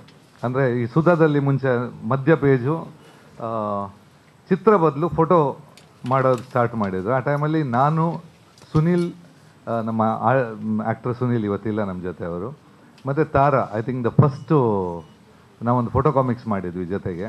ಅಲ್ಲಿಂದ ಒಂಥರ ಮಾಡ್ಲಿಂಗ್ ಜೀವನ ಅಂತ ಸ್ಟಾರ್ಟ್ ಆಗಿದ್ದು. ಅದು ಡ್ಯೂ ಟು ದ ಪ್ರೆಸ್ ಇಟ್ ಸೆಲ್ಫ್.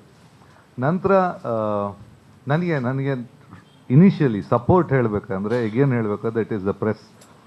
ನನಗೆ ಆ ಟೈಮಲ್ಲಿ ಯಜ್ನಾ ಇಸ್ ಅ ಬಿಗ್ ನೇಮ್. ಈಗ ಇವತ್ತು ಸೋಬರ್ ಆಗಿರ್ತಾರೆ, ಹಿಂಗೆ ಸಾಫ್ಟಾಗಿ ಕೂತಿರ್ತಾರೆ. ಆವತ್ತು ಹಿಂಗೆ ಇದ್ದರು, ಇದೇ ಬಿಳಿ ದಾಡಿ, ಅದು ಬಿಳಿ ಆಮೇಲೆ ಚೇಂಜ್ ಆಗಿಲ್ಲ. ನಾವೆಲ್ಲ ಕಪ್ಪು ಬಿಳಿ ಆಗುತ್ತೆ ಅಂತ ನಾವು ಕಾಯೋದು ಯಾವತ್ತು ಇವ್ರದ್ದು ಕಪ್ಪಾಗತ್ತೆ ಅಂತ. ಸೊ ಆ ಟೈಮ್ ದೊಡ್ಡ ಹೆಸರು. ಆಮೇಲೆ ಒಂದು ಚಿಕ್ಕ ಹುಡುಗ ಬಂದ ಆ ಟೈಮಲ್ಲಿ, ಯಜ್ನಾ ಮಂಗಳೂರು ಇರುವಾಗ, ಹಣ್ಣು ಮಂಗಳೂರು ಅಂತ, ಎಲ್ಲಿ ಹಣ್ಣು. ಸೊ ಆ ಟೈಮಲ್ಲಿ ಪ್ರೆಸ್ ಅಂದರೆ ಈ ಥರ ಇಷ್ಟು ಚಾನೆಲ್ಸು ಅಥವಾ ಇಷ್ಟು ಮೀಡಿಯಾ ಒಂದಷ್ಟು, ಅದು ದಟ್ ವಾಸ್ ಜಸ್ಟ್ ಒಂದು ನವಭಾರತ, ಒಂದು Udayavani of course it was breakfast to everybody. ಆಮೇಲೆ ಮುಂಗಾರು ಅಂತ ಬಂತು. But Udayavani is one huge thing. ಆಮೇಲೆ ಪ್ರೆಸ್ ರಿಪೋರ್ಟರ್ಸ್ ಅಥವಾ ಪ್ರೆಸ್ ಫೋಟೋಗ್ರಾಫರ್ಸ್ ಅಂದರೆ ಅವರೊಂಥರ ಸೆಲೆಬ್ರಿಟಿ ಇದ್ದಂಗೆ, ಜಗತ್ತಿಗೆಲ್ಲ ಗೊತ್ತಿರುತ್ತೆ. ಸೊ ಇವರು ಆ ಟೈಮಲ್ಲಿ ಯಜ್ನಾ ಅವರು ದೊಡ್ಡ ಸೆಲೆಬ್ರಿಟಿ, ಬಟ್ ತುಂಬ ಸಾಫ್ಟ್ ಮನುಷ್ಯ, ಜಾಸ್ತಿ ಮಾತಾಡಲ್ಲ. ಇವತ್ತು ಇಷ್ಟು ನೋಡಿದ್ರಲ್ಲ, ಅಷ್ಟೇ ಮಾತಾಡೋದು. ಅಫ್ಕೋರ್ಸ್ ನನ್ನ ಫಸ್ಟ್ ಚಿತ್ರಕ್ಕೆ ಇವರು ಬಂದು ಕವರೇಜು, ನನ್ನ ಲೆಕ್ಕದಲ್ಲಿ ಶೂಟಿಂಗ್ ಜಾಗದಲ್ಲಿ ಬಂದು ಕವರೇಜ್ ಮಾಡಿದ್ದೆ. ನನಗೆ ಮೊನ್ನೆ ಲಾಸ್ಟ್ ಇಯರ್ ನನಗೆ ಆ ಫೋಟೋ ನನಗೆ ಸಿಕ್ತು ಮತ್ತೆ. ಯಾಕಂದ್ರೆ ನನಗೆ ಹಳೆ ಪಿಕ್ಚರ್ಸ್ ಯಾವುದು ಇರಲಿಲ್ಲ, ಈಗಿನ ಥರ ಮೀಡಿಯಾ ವಿಸಿಬಿಲಿಟಿ ಇರಲಿಲ್ಲ ಅಲ್ಲಿ. ಸೊ ನಮ್ಮ ಭಾಳ ಜಗನ್ನಾಥ್ ಶೆಟ್ರ್ ಇದೆ ಆ್ಯಕ್ಚುಲಿ ನನಗೆ ಇನಿಷಿಯಲಿ ಸಪೋರ್ಟ್ ಮಾಡಿದ್ದು. ಚಿತ್ರರಂಗಕ್ಕೆ ಎಂಟ್ರ್ ಆಗಿದ್ದೀನಿ, ಬಟ್ ನನಗೆ ಜಾಸ್ತಿ ಪಬ್ಲಿಸಿಟಿ ಕೊಟ್ಟಿದ್ದು ಜಾಸ್ತಿ ಪ್ರೆಸ್ನವರಲ್ಲಿ ಉದಯ್ ಮರ್ಕಿಣಿ ಆಗಿರ್ಬೋದು, ಜೋಗಿ ಆಗಿರಬೇಕು. ಅಲ್ಲಿ ಬೆಂಗಳೂರಲ್ಲಿ ನಮ್ಮವರೇ, ಊರಿನವರೇ ತುಂಬ ಜನ, they really supported me A lot. First of course ಇಲ್ಲಿ ಶುರು ಮಾಡಿದೆ. ನಾವು ಶುರು ಮಾಡುವಾಗ ಇಲ್ಲಿ ಮ್ಯೂಸಿಕ್ ಅನ್ನೋದು ಒಂದು ಪ್ರೊಫೆಷನ್ ಅಥವಾ ಕೆರಿಯರ್ ಅಂತ ಇರಲಿಲ್ಲ. ಈಗ ಅಫ್ಕೋರ್ಸ್ ನಮ್ಮದು ಸಂಘಗಳಿದ್ದಾವೆ. ಆ ಟೈಮಲ್ಲಿ ಸಂಘ ಇಲ್ಲ. ಮ್ಯೂಷಿಯನ್ಸ್ ಒಂದು 10 ಜನ ಇದ್ದರು. ಐಟ ಒಂದು ದುಂಬು ಡ್ಯಾಶ್ ನೈಟ್ ಐಬೇಕು ಟೈಟ್, ಇದೊಂದು ರೆಗ್ಯುಲರ್. ಅಂದರೆ ಯೂಶ್ವಲಿ ಅಷ್ಟು ರೆಸ್ಪೆಕ್ಟ್ ಅಂತ ಇರಲಿಲ್ಲ ಮ್ಯೂಷಿಯನ್ಸ್ಗೆ. ಮ್ಯೂಷಿಯನ್ಸ್ ಅಂದರೆ ಜಾಸ್ತಿ ಎಲ್ಲ ಒಂದು ಥರ ಅನ್ಎಜುಕೇಟೆಡ್ಡು, ಬ್ರೂಟ್ಸ್ ಈ ಥರ ಅಂತ ಇತ್ತು. ಅಫ್ಕೋರ್ಸ್ ನಮಗೇನಂದ್ರೆ ಮ್ಯೂಸಿಕ್ ಅಂದರೆ ನಾನು ಚಿಕ್ಕವನಿರುವಾಗ ಮ್ಯೂಸಿಕ್ ಎಲ್ಲ ತುಂಬ ಜನ ಹೇಳ್ತಾರಿಲ್ಲ, ಸ್ಕೂಲಲ್ಲಿ ಕಾಂಪಿಟಿಷನ್ ಎಲ್ಲ ಯಾವುದ್ರಲ್ಲಿ ಇರಲಿಲ್ಲ. ನಾನು ಶುರು ಮಾಡಿದ್ದೆ ಕಾಲೇಜಲ್ಲಿ 1 ವರ್ಷದಲ್ಲಿ I transformed from a nobody to a professional singer ಅಂತ ಒಂದೇ ವರ್ಷದಲ್ಲಿ ಟ್ರಾನ್ಸ್ಫರ್ಮ್ ಆಗಿದ್ದು. ಅದಕ್ಕೂ ಕಾರಣ ನಾನು ಹೇಳಬೇಕಂದ್ರೆ ಸರ್ಕಾರಿ ಕಾಲೇಜ್ ಮನುಷ್ಯನನ್ನೊಬ್ಬನ ಚೇಂಜ್ ಮಾಡಿ ಜಗತ್ತಲ್ಲಿ ಹೆಂಗೆ ಬದುಕಬೇಕಂತ ಕಲಿಸೋದು ಯಾವುದು ಪ್ರೊಫೆಷನಲ್ ಕಾಲೇಜ್ ಅಲ್ಲ, it is a government college. ಕಾರಣ ಎಲ್ಲ ಪ್ಯಾಟರ್ನ್ ಹುಡುಗಿರ್ತಾರೆ, ನಾವು ಯಾರ್ಯಾರ ಜೊತೆ ಹೆಂಗಿರಬೇಕು ಅಂತ ಅಲ್ಲೇ ಕಲಿಯೋದು. ಬೇರೆದ್ರಲ್ಲಿ ಏನಾಗುತ್ತೆ, ಇಟ್ಸ್ ಒನ್ ಕ್ಲಾಸ್ ಅಂತ ಇರುತ್ತೆ, ಒಂದು ಕ್ಲಾಸ್ ಆರ್ ಟೋಟ್ಲಿ ಅಕಾಡೆಮಿಕ್ಸ್ ಅಂತ. ಬಟ್ ಇದರಲ್ಲಿ ಹೆಂಗಂದರೆ ಮಿಕ್ಸ್ಡ್ ಪೀಪಲ್ಲು, ಸೊ ಬೇರೆ ಬೇರೆ ಜಾನರಿಂದ ಬರ್ತಾರೆ, ಬೇರೆ ಬೇರೆ ಜಾನರ್ ಅವರು ಅಲ್ಲಿ ಜೊತೆ ಸೇರುವಾಗ ಬದುಕೋದು ಹೆಂಗೆ ಅಂತ ಕಲಿಸೋದು. ಐ ಥಿಂಕ್ ನನಗೆ ಡ್ರಾಸ್ಟಿಕ್ ಚೇಂಜ್ ಕೊಟ್ಟಿದ್ದು ನನ್ನ ಕಾಲೇಜ್. ಯಾಕೆಂದರೆ ಕಾಲೇಜಲ್ಲೇ ನಾನು ಫಸ್ಟು ಓಪನ್ ಆಗಿದೆ. ಅಷ್ಟರೊಳಗೆ ನಾನು ಮ್ಯೂಸಿಕಲ್ಲಿ ಅಥವಾ ಯಾವುದು PUCಯಲ್ಲಿ ನಾನು ಪೇಂಟರ್ ಆಗಿದೆ as in to art and all. But singing ಅಂತ ಓಪನ್ ಆಗಿದ್ದೆ ನಾನು ಕಾಲೇಜಿಗೆ ಬಂದ ನಂತರ. ಹೋಗ್ತಾ ಹೋಗ್ತಾ ಮಜಾ ಅಂದರೆ ಓಕೆ, ನಾವು ಆಗ ಒಂದು ಸ್ಟೇಜಲ್ಲಿ ಹಾಡೋದನ್ನು ಕಿಕ್ ಸಿಗ್ತಾಯಿತ್ತು, ಜನ ಚಪ್ಪಾಳೆ ಅಂದ ಕೂಡಲೇ ಒಂಥರ. ಆಮೇಲೆ ಹೋಗ್ತಾ ಒಂದಿತ್ತು ನನಗೆ ಖುಷಿ ಇದರಲ್ಲಿ ಮಾತ್ರ ಸಿಗ್ತಾ ಇದ್ದಿದ್ದು, ಬೇರೆ ಎಲ್ಲೂ. ಆಮೇಲೆ ಮಧ್ಯ ವ್ಯಾಪಾರ ಶುರು ಮಾಡಿದೆ, ಸ್ಟಾರ್ಟೆಡ್ ಬಿಸ್ನೆಸ್ಸು, ಬೇರೆ ಎಲ್ಲ ಇದ್ದರೂ ಹ್ಯಾಪಿನೆಸ್ ಅಂತ ಒಂದು ಸಿಗುತ್ತೆ, ಅದು ಇದರಲ್ಲಿ ಮಾತ್ರ ಸಿಗ್ತಾ ಇದ್ದಿದ್ದು. ಸೊ ಇದನ್ನು ಅರಸ್ತಾ ಹೋಗಿದ್ದು. ದೆನ್ ಐ ಸ್ಟಾರ್ಟೆಡ್, ಅದೇನಾಯ್ತು ಸಿಂಗಿಂಗ್ ಅಂತ ಹೋದೆ. ಸ್ಟುಡಿಯೋಗೆ ಹೋದರೆ ಎಲ್ಲರೂ ಇವನು ಹೀರೋನ ಅಂತ ಶುರು ಮಾಡಿದರು. ಅಲ್ಲಿಂದ ಮೆತ್ತಿಗೆ ಎಲ್ಲರೂ ಆ್ಯಕ್ಟಿಂಗ್ ಕರೆಯೋಕ್ಕೆ ಶುರು ಮಾಡಿದರು. ಆ್ಯಕ್ಟಿಂಗ್ ಅಂತ ಹೋದೆ. ನಾನು ಆ್ಯಕ್ಚುಲಿ ಹೋಗಿದ್ದು ಸಿಂಗರ್ ಆಗಬೇಕು ಅಂತ. ಮುಂದೆ ಹೋದಾಗ ಅದೇ ಒಂದು ಆಲ್ಬಮ್ ಅಂತ ಮಾಡಿದೆ. ಇನ್ಸ್ಟೆಂಟ್ ಒಂದು 2-2 ಬಂದು ನಮ್ಮ ಉಪೇಂದ್ರ, ಒಂದು 2 ಉಮಾಕಾಂತ್ ಅಂತ ಇದ್ದರು, ಮ್ಯೂಸಿಕ್ ಮಾಡೋ ಅಂದರು. ಫ್ರ್ಯಾಂಕ್ಲಿ ಹೇಳ್ತೀನಿ, ಎಲ್ಲರೂ ಹೇಳ್ತಾರೆ ಈಗ ಮಕ್ಕಳೇ ಕನಸು ಕಟ್ಟಬೇಕು, ಅದನ್ನು ಬೆನ್ನತ್ಕೊಂಡು ಹೋಗ್ಬೇಕು. ನಾನು ಕನಸು ಕಟ್ಟಿಲ್ಲ, ಬೆನ್ನತ್ತೂ ಇಲ್ಲ. ಎಲ್ಲಿ ಖುಷಿ ಸಿಗ್ತಾ ಇತ್ತು ಆ ಕಡೆ ಹೋಗ್ತಾ ಇದೆ ಅಷ್ಟೇ. ಆಮೇಲೆ ನಾನು ನಾಳೆ ಬಗ್ಗೆ ಯೋಚನೆನೂ ಮಾಡಿಲ್ಲ. ಇವತ್ತು ಹೇಳಿದರು ಡಾಕ್ಟ್ರೇಟ್ ಬಂತು, ನಾನು ಯೋಚನೆನೂ ಕನಸಲ್ಲಿ ಯೋಚನೆ ಮಾಡಿಲ್ಲ. ಆಮೇಲೆ ಯಾವುದು ಅವಾರ್ಡ್ಸು ಅದೇ ಅಂದರೆ ಒಂದು 10 ದಿವಸ ಇರುತ್ತೆ, 4 ಜನ ವಿಶ್ ಮಾಡ್ತಾರೆ ಎಲ್ಲರೂ, ಅದೊಂದು ಪ್ಲಸ್, ಡೆಫಿನೆಟ್ ಆಗಿ ಪ್ಲಸ್ ಇರುತ್ತೆ. ಆಮೇಲೆ ಇದು ಕೃಷಿ ಮಾಡ್ತಾನೆ ಹೋಗಬೇಕು, ನಂತರ ಇಟ್ ಈಸ್ ಜಸ್ಟ್ ಹ್ಯಾಪಿನೆಸ್. ನಾವು ಈಗ ಬರುವಾಗ ಇದರಲ್ಲಿ ದುಡ್ಡು ಸಿಗುತ್ತೆ ಅಥವಾ ಏನಾದರೂ ಒಂದು ಇದರಲ್ಲಿ ನಾನು ಹಂಗೆ ಮಾಡ್ತೀನಿ ಹಿಂಗೆ ಮಾಡ್ತೀನಿ ಅಂತ ಬರಿಲ್ಲ. ಬಟ್ ಕೆಲಸ ಮಾಡುವಾಗ ನಮ್ಮ ಥರ ಖುಷಿ. ಒಂದು ನಾನು ಹೇಳಬೇಕಂದ್ರೆ ಸಿಂಪಲ್, ಬೇರೆ ಎಲ್ಲ ಕೆಲಸದಲ್ಲಿ ಒಂದೇ ಕೆಲಸ ಮಾಡಿದ್ರೆ ಅದೇ ಆಫೀಸು, ಅದೇ ಸ್ಟಾಫು, ಮತ್ತೆ ಅವರನ್ನು ನೋಡಬೇಕು, ಮತ್ತು ಪ್ರೆಸ್ ಕ್ಲಬ್ಬಲ್ಲಿ ಸಿಕ್ಕಿದಾಗ ಅವರವರು ಸಿಗೋದು. ಬಟ್ ನಮಗೆ ಅಂದರೆ ಒಂದು ಚಿತ್ರ ಮಾಡುವಾಗ ಒಂದು ಟೀಮ್ ಜೊತೆ ಒಂದು 3 ತಿಂಗಳು ಕೆಲಸ ಮಾಡ್ತೀವಿ.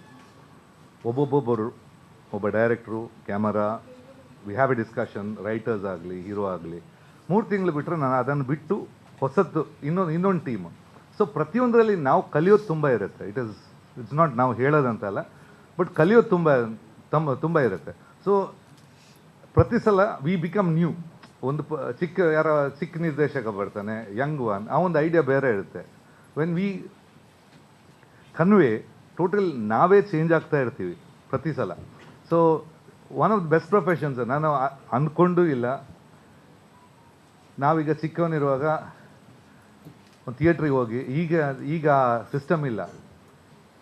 ಮುಂಚೆ ಒಂದು ಥಿಯೇಟ್ರ್ ಆದರೆ ಅದರಲ್ಲಿ ಬ್ಲ್ಯಾಕ್ ಟಿಕೆಟ್ ಆಗಲಿ, ಆ ಥಿಯೇಟರ್ ಕ್ಯೂ, ಅಲ್ಲಿ ಜಗಳ, ಹೊಡೆದಾಟ, ಏನೋ ಒಂದು ಟಿಕೆಟ್ಸ್ ಆಗಬೇಕಾದ್ರೆ. ಈಗ ಅದು ಡೆಫಿನೆಟ್ ಆಗಿ ಯಾರು ನೋಡಲ್ಲ. ಸೊ ಈ ಥರ ನಾವು ಪಿಕ್ಚರ್ ನೋಡಿ ಯಾರು ಹೀರೋನ ನಾವು ಆರಾಧಿಸ್ತಿದ್ವಿ, ಅದೇ ಹೀರೋಗಳ ಜೊತೆ ನಾನು ಕೂತ್ಕೊಂಡು ಊಟ ಮಾಡಿದ್ದೀನಿ, ಚರ್ಚೆ ಮಾಡಿದ್ದೀನಿ. ಇದು ಕನಸಲ್ಲಿ ಅಂದ್ಕೊಳ್ಳೋದು ವಿಷಯ. ಈಗ ಡಾಕ್ಟರ್ ರಾಜ್ಕುಮಾರ್ ಆಗಲಿ, ವಿಷ್ಣುವರ್ಧನ್ ಆಗಲಿ, I think they were very close to me. Ambareesh ಆಗಲಿ. ಬಟ್ ನಾವು ಅಂದ್ಕೊಳ್ಳೋದು ಇಟ್ಸ್ ಓನ್ಲಿ ಮ್ಯೂಸಿಕ್ ಮಾತ್ರ. ನಾನು ಹೇಳೋದು ಆ ಸಂಗೀತಕ್ಕೆ ಎಷ್ಟು ಶಕ್ತಿ ಇದೆ ಅಂದರೆ ಅದೇ ನನ್ನನ್ನು ಕರ್ಕೊಂಡೋಗಿ ಇಷ್ಟೆಲ್ಲ ಮಾಡಿಸಿದೆ. ಆಮೇಲೆ ನೀವು ಕೇಳಿದ್ರೆ ನಾನು ಕಲ್ತಿಲ್ಲ. ನಾನು ಆ್ಯಕ್ಚುಲಿ ನಾನು ಮ್ಯೂಸಿಕಲಿ ಎಜುಕೇಟೆಡ್ ಅಲ್ಲ. ನಾವು ಹೋಗ್ತಾ ಕಲಿತೆ. ಅಂದರೆ ನನಗೆ ಸಿನಿಮಾ ಎಂಟ್ರಾಗುವಾಗಲೂ ಓದೋಕ್ಕೆ ಬರೆಯೋಕ್ಕೆ ಬರ್ತಾ ಇರಲಿಲ್ಲ. ಅಂದರೆ ಮ್ಯೂಸಿಕ್ ನೋಟ್ಸ್ ಓಡೋಕ್ಕೆ ಬರೆಯೋಕ್ಕೆ ಹೋಗ್ತಾ ಕಲಿತೆ ನಾನು. So it's a long journey. Difference ಅಂದರೆ ಫಿಲ್ಮ್ ಜರ್ನಿಯಲ್ಲಿ ಒಂದು ಕಷ್ಟ ಆಗೋದು ಮಂಗಳೂರಿನವರಿಗೆ ಒಂದು ಪ್ರಾಬ್ಲಮ್ ಇದೆ, ಸ್ವಾಭಿಮಾನ ಪ್ರಾಬ್ಲಮ್ ಡೆಫಿನೆಟ್ ಆಗಿ. ಆಮೇಲೆ ಒಂದು ಸಣ್ಣ ಡಿಫ್ರೆನ್ಸ್ ಇರೋದು, ಸ್ವಾಭಿಮಾನಕ್ಕೂ ಅಹಂಕಾರಕ್ಕೂ ಒಂದು ಸಣ್ಣ ಎಳೆ ಮಾತ್ರ ಇರೋದು. ಯಾಕಂದರೆ ಅದು ಹೆಂಗೂ ತಿರುಗುವುದು. ಸೊ ನಮಗಲ್ಲಿ ಒಂದು ಪ್ರಾಬ್ಲಮ್ ಇದೆ, ಎಲ್ಲಿ ಹೋಗಿ ಕೆಲಸ ಕೇಳಿಕ್ಕೆ ಬರಲ್ಲ. ಈಗ ಬೇರೆಯವ್ರು ಬಂದರೆ ನೆಕ್ಸ್ಟ್ ಮಾಡೋಣ, ಜೊತೆಗೆ ಮಾಡೋಣ ಅಂತ ಹೇಳ್ತಾರೆ. ನಾವು ಲೈಫಲ್ಲಿ ಅದು ಹೇಳೋಕ್ಕೆ ಬರೋದಿಲ್ಲ. ಕೆಲಸ ಮಾಡೋಣ, ನೆಕ್ಸ್ಟ್ ನೀವು ಕೊಡ್ತೀರಾ, ಅದು ಯಾವತ್ತೂ ಲೈಫಲ್ಲಿ ಕೇಳಿ ಅಭ್ಯಾಸ ಇಲ್ಲ. ಇದು ಸ್ವಲ್ಪ ದಕ್ಷಿಣ ಕನ್ನಡದವರಿಗೆ ಸ್ವಲ್ಪ ಕಷ್ಟ ಆಗುತ್ತೆ, ಯಾಕಂದ್ರೆ ಅದು ಅವ್ರು ಚೇಂಜ್ ಆಗೋಕ್ಕೆ ಸಾಧ್ಯನೇ ಇಲ್ಲ. ಸೊ ಇಲ್ಲಿಂದ ಹೋಗುವಾಗ ಮೇಜರ್ ಪ್ರಾಬ್ಲಮ್ಸ್ ತುಂಬ ಇರುತ್ತೆ. ಬಟ್ ಒಂದು ಖುಷಿ ಅಂದರೆ ಐ ಡೋಂಟ್ ನೋ, ನಾನು ಯೋಚನೆ ಮಾಡಿದೆ, ಏನು ಪ್ಲ್ಯಾನ್ ಮಾಡಿದೆ, ಡೈರೆಕ್ಟ್ ಹೋಗಿ ಇನ್ನೂ ಜರ್ನಿ ಸಾಗ್ತಾ ಇದೆ. ಇವತ್ತು ಸಾಧನೆ ಅಂತಾರೆ, ನಾನಿನ್ನು ಇದೇನೋ ಸಾಧನೆ, ನಾನು ಇನ್ನೇನೋ ಮಾಡಬೇಕು ಅನಿಸ್ತಾ ಇದೆ. ಸೊ ಸಾಧನೆಗೆ ಐ ಥಿಂಕ್ ಶುರು ಮತ್ತು ಕೊನೆ ಯಾವುದೂ ಇಲ್ಲ. ಯು ಹ್ಯಾವ್ ಟು ಜಸ್ಟ್, ನನ್ನ ಲೆಕ್ಕದಲ್ಲಿ being happy in life is more important than anything. ನಾನು ಹೇಳೋದು, ಎಲ್ಲರೂ ಕೆಲವರು ಹೆಸರು ಮಾಡಬೇಕಂತ ಇರುತ್ತೆ, ಕೆಲವರು ದುಡ್ಡು ಮಾಡಬೇಕಂತ ಇರುತ್ತೆ, ಒಬ್ಬೊಬ್ರಿಗೆ ಒಂದೊಂದು ಇರುತ್ತೆ. ಇದು ಬಂದರೆ ನಾನು ಖುಷಿಯಾಗಿರ್ತೀನಿ ಅಂತ. ಖುಷಿ ಸಿಗೋದು ಮನಸ್ಸಲ್ಲೇ. ನಾನು ಯಾವುದೋ ಒಂದು ಲೈನ್ ಬರೆದಿದೆ, ಹಾಡು ಫಸ್ಟ್ ಲಿರಿಕ್ಸ್ ಬರೆದಿದೆ ಒಂದು ಪಿಕ್ಚರಿಗೆ. ಅದೊಂದು ಲೈನು ನನಗೆ ಬರ್ದಂಥ ಖುಷಿ ಇದೆ. ಅದು ಸುಖವು ಬೇಕೇ ಬೇಕು ಎನ್ನುತ್ತಾ ಮನುಷ್ಯ ಕಷ್ಟಪಡುವನಿಲ್ಲಿ ಶಾಶ್ವತ ಅಂತ. ಸುಖ ಬೇಕು ಅಂತ ಮನುಷ್ಯ ಲಾಸ್ಟ್ ಸಾಯೋ ತನಕ ಕಷ್ಟಪಡ್ತಾ ಇರ್ತಾನೆ, ಸುಖ ಅಂತ ಪಡೆಯಲ್ಲ ಅವನು. ಸುಖ ಬೇಕು ಅಂತ ಆಸೆಯಲ್ಲೇ ಇರ್ತಾನೆ ಅವನು, ಎಲ್ಲ ಕೂಡಿಡ್ತಾನೆ, ಅವನ ಮಕ್ಳಿಗೆ ಇಡ್ತಾನೆ, ಕರೆಕ್ಟಾಗಿ ಮಕ್ಕಳು ಹುಡ್ತಾರೆ ಅವರಿಗೆ. ಸೊ ಪ್ರತಿಯೊಂದು ಅಷ್ಟೇ, ಅದು ಯಾವುದು basically you have got one life, you have to enjoy ಪ್ರತಿಯೊಂದು ದಿವಸ ಸೆಕೆಂಡು ಖುಷಿಯಾಗಿರ್ಬೇಕು ಅಷ್ಟೇ. ಜೀವನ ಅನ್ನೋದು ಅಷ್ಟೇ ಅಂತ ನಾನು ತಿಳ್ಕೊಂಡಿದ್ದೀನಿ, ತಪ್ಪಾಗಿರ್ಬೋದು, ನಂಗೆ ಗೊತ್ತಿಲ್ಲ. ಒಂದು ನಾನು ಹೇಳ್ಬೇಕಂದ್ರೆ ನನ್ನ ಮಾತು ಬರಲ್ಲ, ಸ್ಲೋ ಅಲ್ಲಿ ಹೋಗ್ತಾ ಇದ್ದೀನಿ. ಐ ಥಿಂಕ್ ಇವ್ರು ಹೇಳಿದ್ರು ಜಸ್ಟ್ ಒಂದು ಸಂವಾದ ಕ್ವೆಶನೇರ್ ಈ ಥರ ಮಾಡ್ಬೋದು ಅಂತ. So I can just share what I feel from my heart. ಆಮೇಲೆ I am not that a good orator. ನಾನು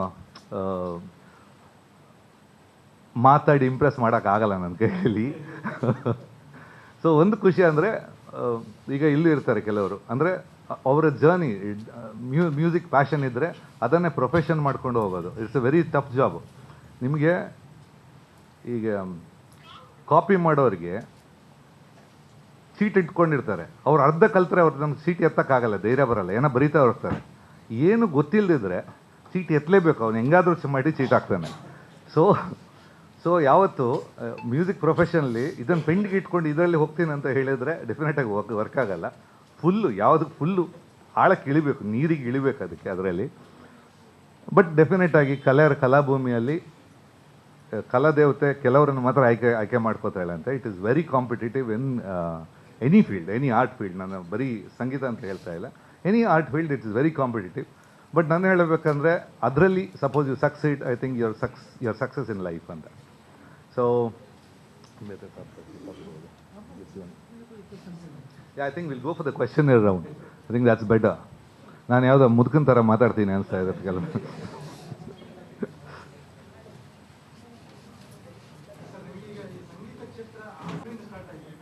ಇಲ್ಲ, ಕಾಲೇಜಲ್ಲಿ ಕ್ಯಾಶುವಲಿ ಹಾಡುವಾಗ ಕೆಲವರು ಚೆನ್ನಾಗಿದೆ ಅಂದರು, ಕೆಲವು ಕಡೆ ನಮಗೆ ಒಂದು ಕಡೆ ಅವಮಾನ ಆಗತ್ತೆ. ಅವಮಾನ ಆಗುವಾಗ ಒಂದು ಒಳಗಿಂದ ಬೆಂಕಿ ಬರುತ್ತೆ.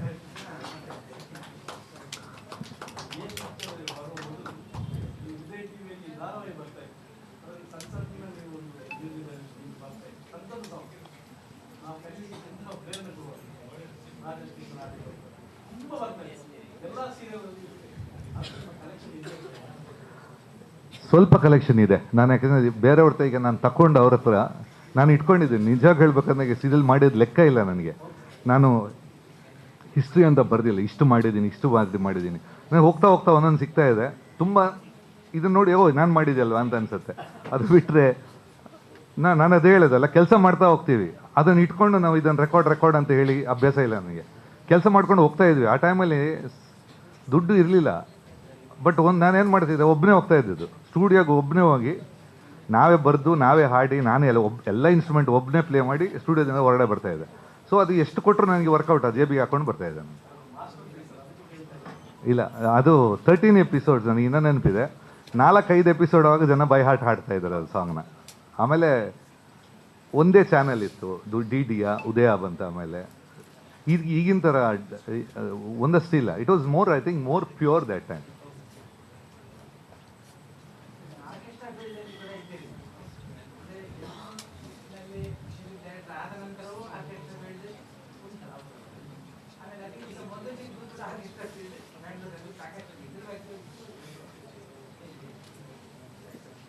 ಇಲ್ಲ, ಆರ್ಕೆಸ್ಟ್ರಾ ಅಂದರೆ ಒಂದು ಅಫ್ಕೋರ್ಸ್ ಇದು ಪ್ಯಾಷನ್ ಹೇಳೋದು. ಇನಿಷಿಯಲಿ ಆ ಟೈಮಲ್ಲಿ ತುಂಬ ಕಮ್ಮಿ ಮ್ಯೂಷಿಯನ್ಸ್ ಇದ್ದಿದ್ದು ಇಲ್ಲಿ. ಇದು ಅಂದರೆ ಈ ಆರ್ಗನೈಸ್ಡ್ ಅಂತ ಇರಲಿಲ್ಲ. ನಾವು ಯಾರ ಮ್ಯೂಷಿಯನ್ ಕರಿತೀವಿ, ಅವನು ಬಂದರೆ ಬಂದೆ, ಇಲ್ಲಾಂದ್ರೆ ಇಲ್ಲ. ಯಾಕಂದರೆ ನಾವು ಬಂದರೆ ಯಾವನ ಮೇಯ್ನ್ ಇನ್ನೊಬ್ಬ ಬಂದಿಲ್ಲ ಅಂದರೆ ಅದು ಹಂಗೆ ಅಡ್ಜಸ್ಟ್ಮೆಂಟ್ ಮಾಡ್ಕೊಂಡು ಹೋಗೋದು. ಆಮೇಲೆ ಪ್ರೊಫೆಷನಲ್ ಅಂತ ಟೀಮು ಇರಲಿಲ್ಲ. ತುಂಬ ವರ್ಷಕ್ಕೆ ಒಂದು 2-3 ಟೌನ್ ಹಾಲಲ್ಲಿ ಪ್ರಾಕ್ಟೀಸ್ ಮಾಡಿ ಮಾಡ್ತಾಯಿದ್ರು. ಈಗಿನ ಥರ ನಾಳೆ ಮಾಡಬೇಕು ಅಂತ ಅಷ್ಟು ಇರಲಿಲ್ಲ. ಅಷ್ಟು ಪ್ರೊಫೆಷನಲ್ ಕಲಾವಿದ ಒಂದು ಟೀಮ್ ಅಂತ ಇರಲಿಲ್ಲ. ಬಟ್ ಒಂದು ಖುಷಿಯಾಗಿದೆ. ಓಕೆ, ನಾವು ಮಾಡ್ತಾ ನಮ್ಮ ಹೋಟ್ಲು ಇತ್ತು, ಮಾವೊಂದು ಹೋಟೆಲು ಕ್ವಾಲಿಟಿ ಅಂತ. ಅಲ್ಲಿ initially weekly Saturday Sunday orchestra ಇತ್ತು, ಲೈವ್ ಬ್ಯಾಂಡ್ ಇತ್ತು. ಸೊ ನಾನು ಅಲ್ಲಿ ಹಾಡ್ತಾ ಇದ್ದೆ. ಸೊ ಅಲ್ಲೊಂದು ಟೀಮ್ ಪರ್ಮನೆಂಟ್ ಟೀಮ್ ಒಂದಿತ್ತು. ಅದರಲ್ಲಿ ವೀಸ್ ಟು ಕ್ವಾಲಿಟಿ ಬೀಟ್ಸ್ ಅಂತ ಅದರಲ್ಲಿ ನಾವು ಪರ್ಫಾರ್ಮ್ ಮಾಡ್ತಾ ಇದ್ದೆ.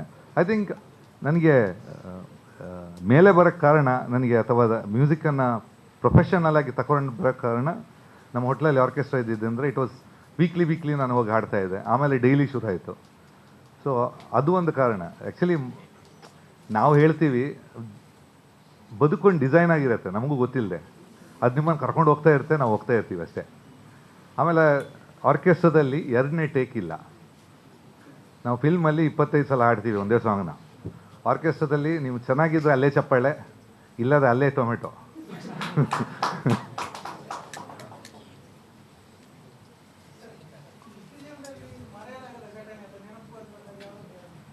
ಇವತ್ತು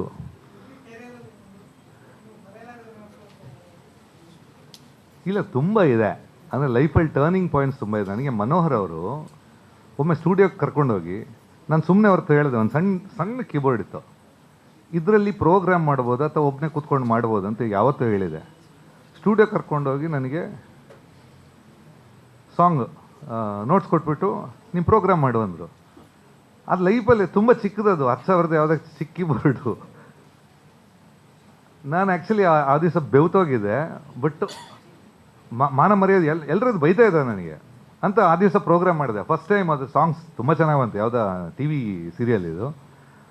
ಆವತ್ತು ಫಸ್ಟ್ ನನಗೆ ಕಾನ್ಫಿಡೆನ್ಸ್ ನಾನು ಒಬ್ಬನೇ ಕೂತ್ಕೊಂಡು ಮಾಡ್ಬೋದು ಅಂತ ಧೈರ್ಯ ಬಂದಿದ್ದು ಆವತ್ತು.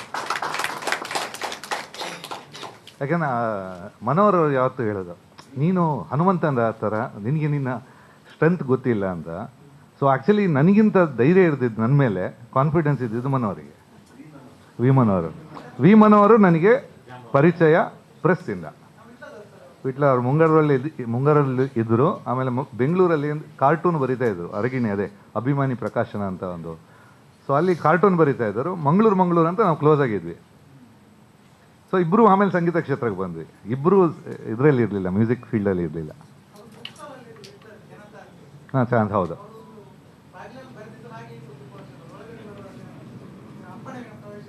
ಅದು ಅವರು ಆರ್ಟ್ ತುಂಬ ಚೆನ್ನಾಗಿ ಮಾಡ್ತಾರೆ. ಆಮೇಲೆ ಬರೆಯೋ ರೀತಿ ತುಂಬ ಚೆನ್ನಾಗಿದೆ. Is an artist basically. ನನಗೆ ಸ್ಥಾನ ಕೊಡೋಕ್ಕೆ, ಒಂದು ಮ್ಯೂಸಿಷಿಯನ್ ಅಂತ ಮಾಡೋಕ್ಕೆ ಅವರು ದೊಡ್ಡ ಕಾರಣ.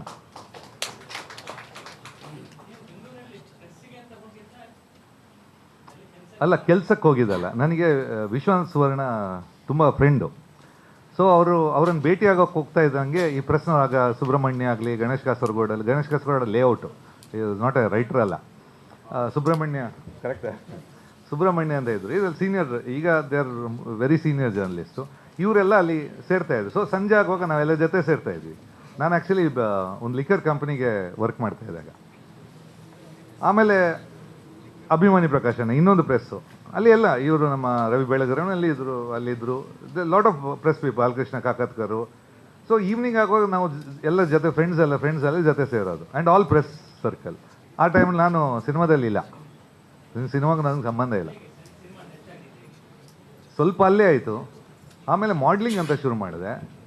ಸೊ ತುಳು ಚಿತ್ರದಲ್ಲಿ ಯಾವುದೋ ಹಾಡಕ್ಕೆ ಕರೆದಿದ್ರು, ಯಾರೋ ಬೇರೆ ನಾಯಕ ಇದ್ದಿದ್ದು, ಇದೇ ಇವರು ಫೋಟೋ ತೆಗೆದಿದ್ದು. ಅದೇನೋ ಅವ್ರಿಗೇನೋ ಪ್ರಾಬ್ಲಮ್ ಆಯಿತು ಅಂತ ನಂತರ ಬಂದು ಒಂದು ದಿವಸ ಕರೆದ್ರು. ಓಕೆ, ಡೈಲಾಗ್ ಹೇಳು ಅಂದರು. ಅವ್ರಿಗೆ ಡೈಲಾಗ್ ಶೀಟ್ ಕೊಟ್ಟು ಹೇಳಿದೆ, ಆಯ್ತು ನೀನು ಆ್ಯಕ್ಟ್ ಮಾಡು ಅಂತ ಹೇಳಿದ್ರು. ಸೊ ಮರು ದಿವಸ ನಾನು over night I am on actor. Umanath, ನಮ್ಮ ಉಮನಾಥ್ ಕೊಟ್ಟಿಯನ್ ಅವರು ಈಸ್ ಅ ಪಾರ್ಟ್ ಪ್ರೊಡ್ಯೂಸರು, ಆಮೇಲೆ ಅದರಲ್ಲಿ ವಿಲನ್. ಸೊ ಯಾರು ಇಲ್ಲ ಇಲ್ಲ ಹಾಂ, ಬದುಕೊಂಜಿ ಕವಿತೆ ಅಂತ ಎಲ್ಲ ಅಂದರೆ ಎಲ್ಲ ಟೀಮ್ ಸ್ವಲ್ಪ ಫ್ರೆಂಡ್ಸೇ. ಅಲ್ಲಿ ಅದು ಹಾಡಕ್ಕೆ ಹೋಗಿದೆ ಒಂದು. ಆಮೇಲೆ ಇನ್ನೊಂದು ಪಿಕ್ಚರ್ ಮೊಕೆದ ಬಲೆ ಅಂತ, ಅದು ಫಸ್ಟ್ ಹಾಡಿದೆ ಆ ಪಿಕ್ಚರು, ಮತ್ತೆ ಹೀರೋ ಅಂತ ಹೇಳಿದರು, ಅದು ಟೇಕ್ ಆಫ್ ಆಗಿಲ್ಲ.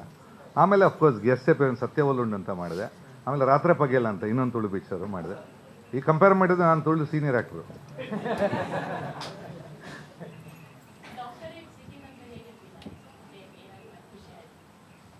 Frankly telling, I don't know, for me doctor ಸಿಕ್ಕಿದ್ರೆ ಒಂದು ಖುಷಿ ಅಂತ ಗೊತ್ತಾ, ಎಲ್ಲರೂ ಫೋನ್ ಮಾಡ್ತಾರೆ, ಗುರು ಕಂಗ್ರ್ಯಾಟ್ಸ್ ಅಂತ.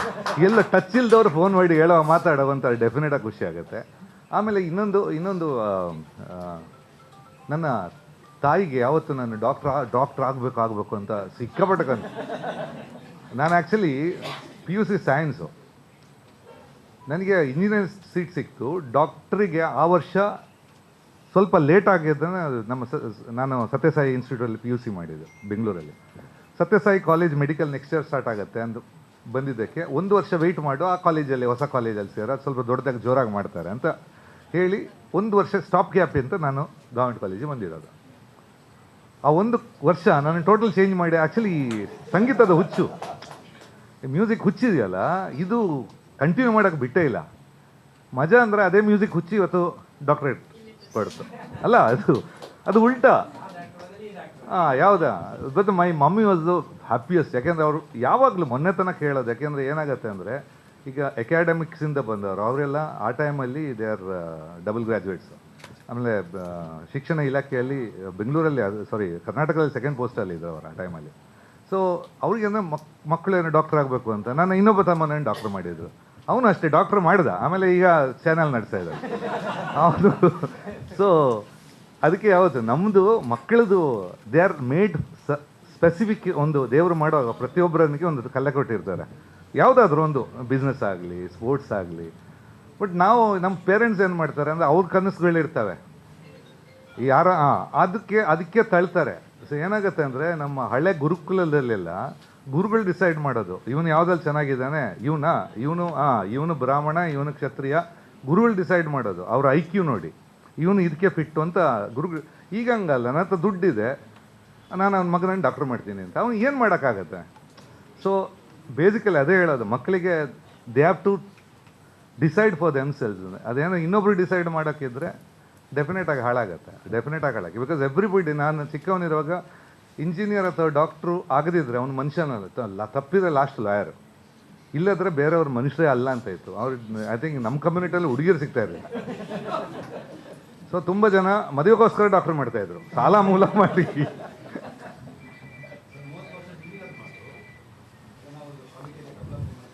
ಗೊತ್ತು.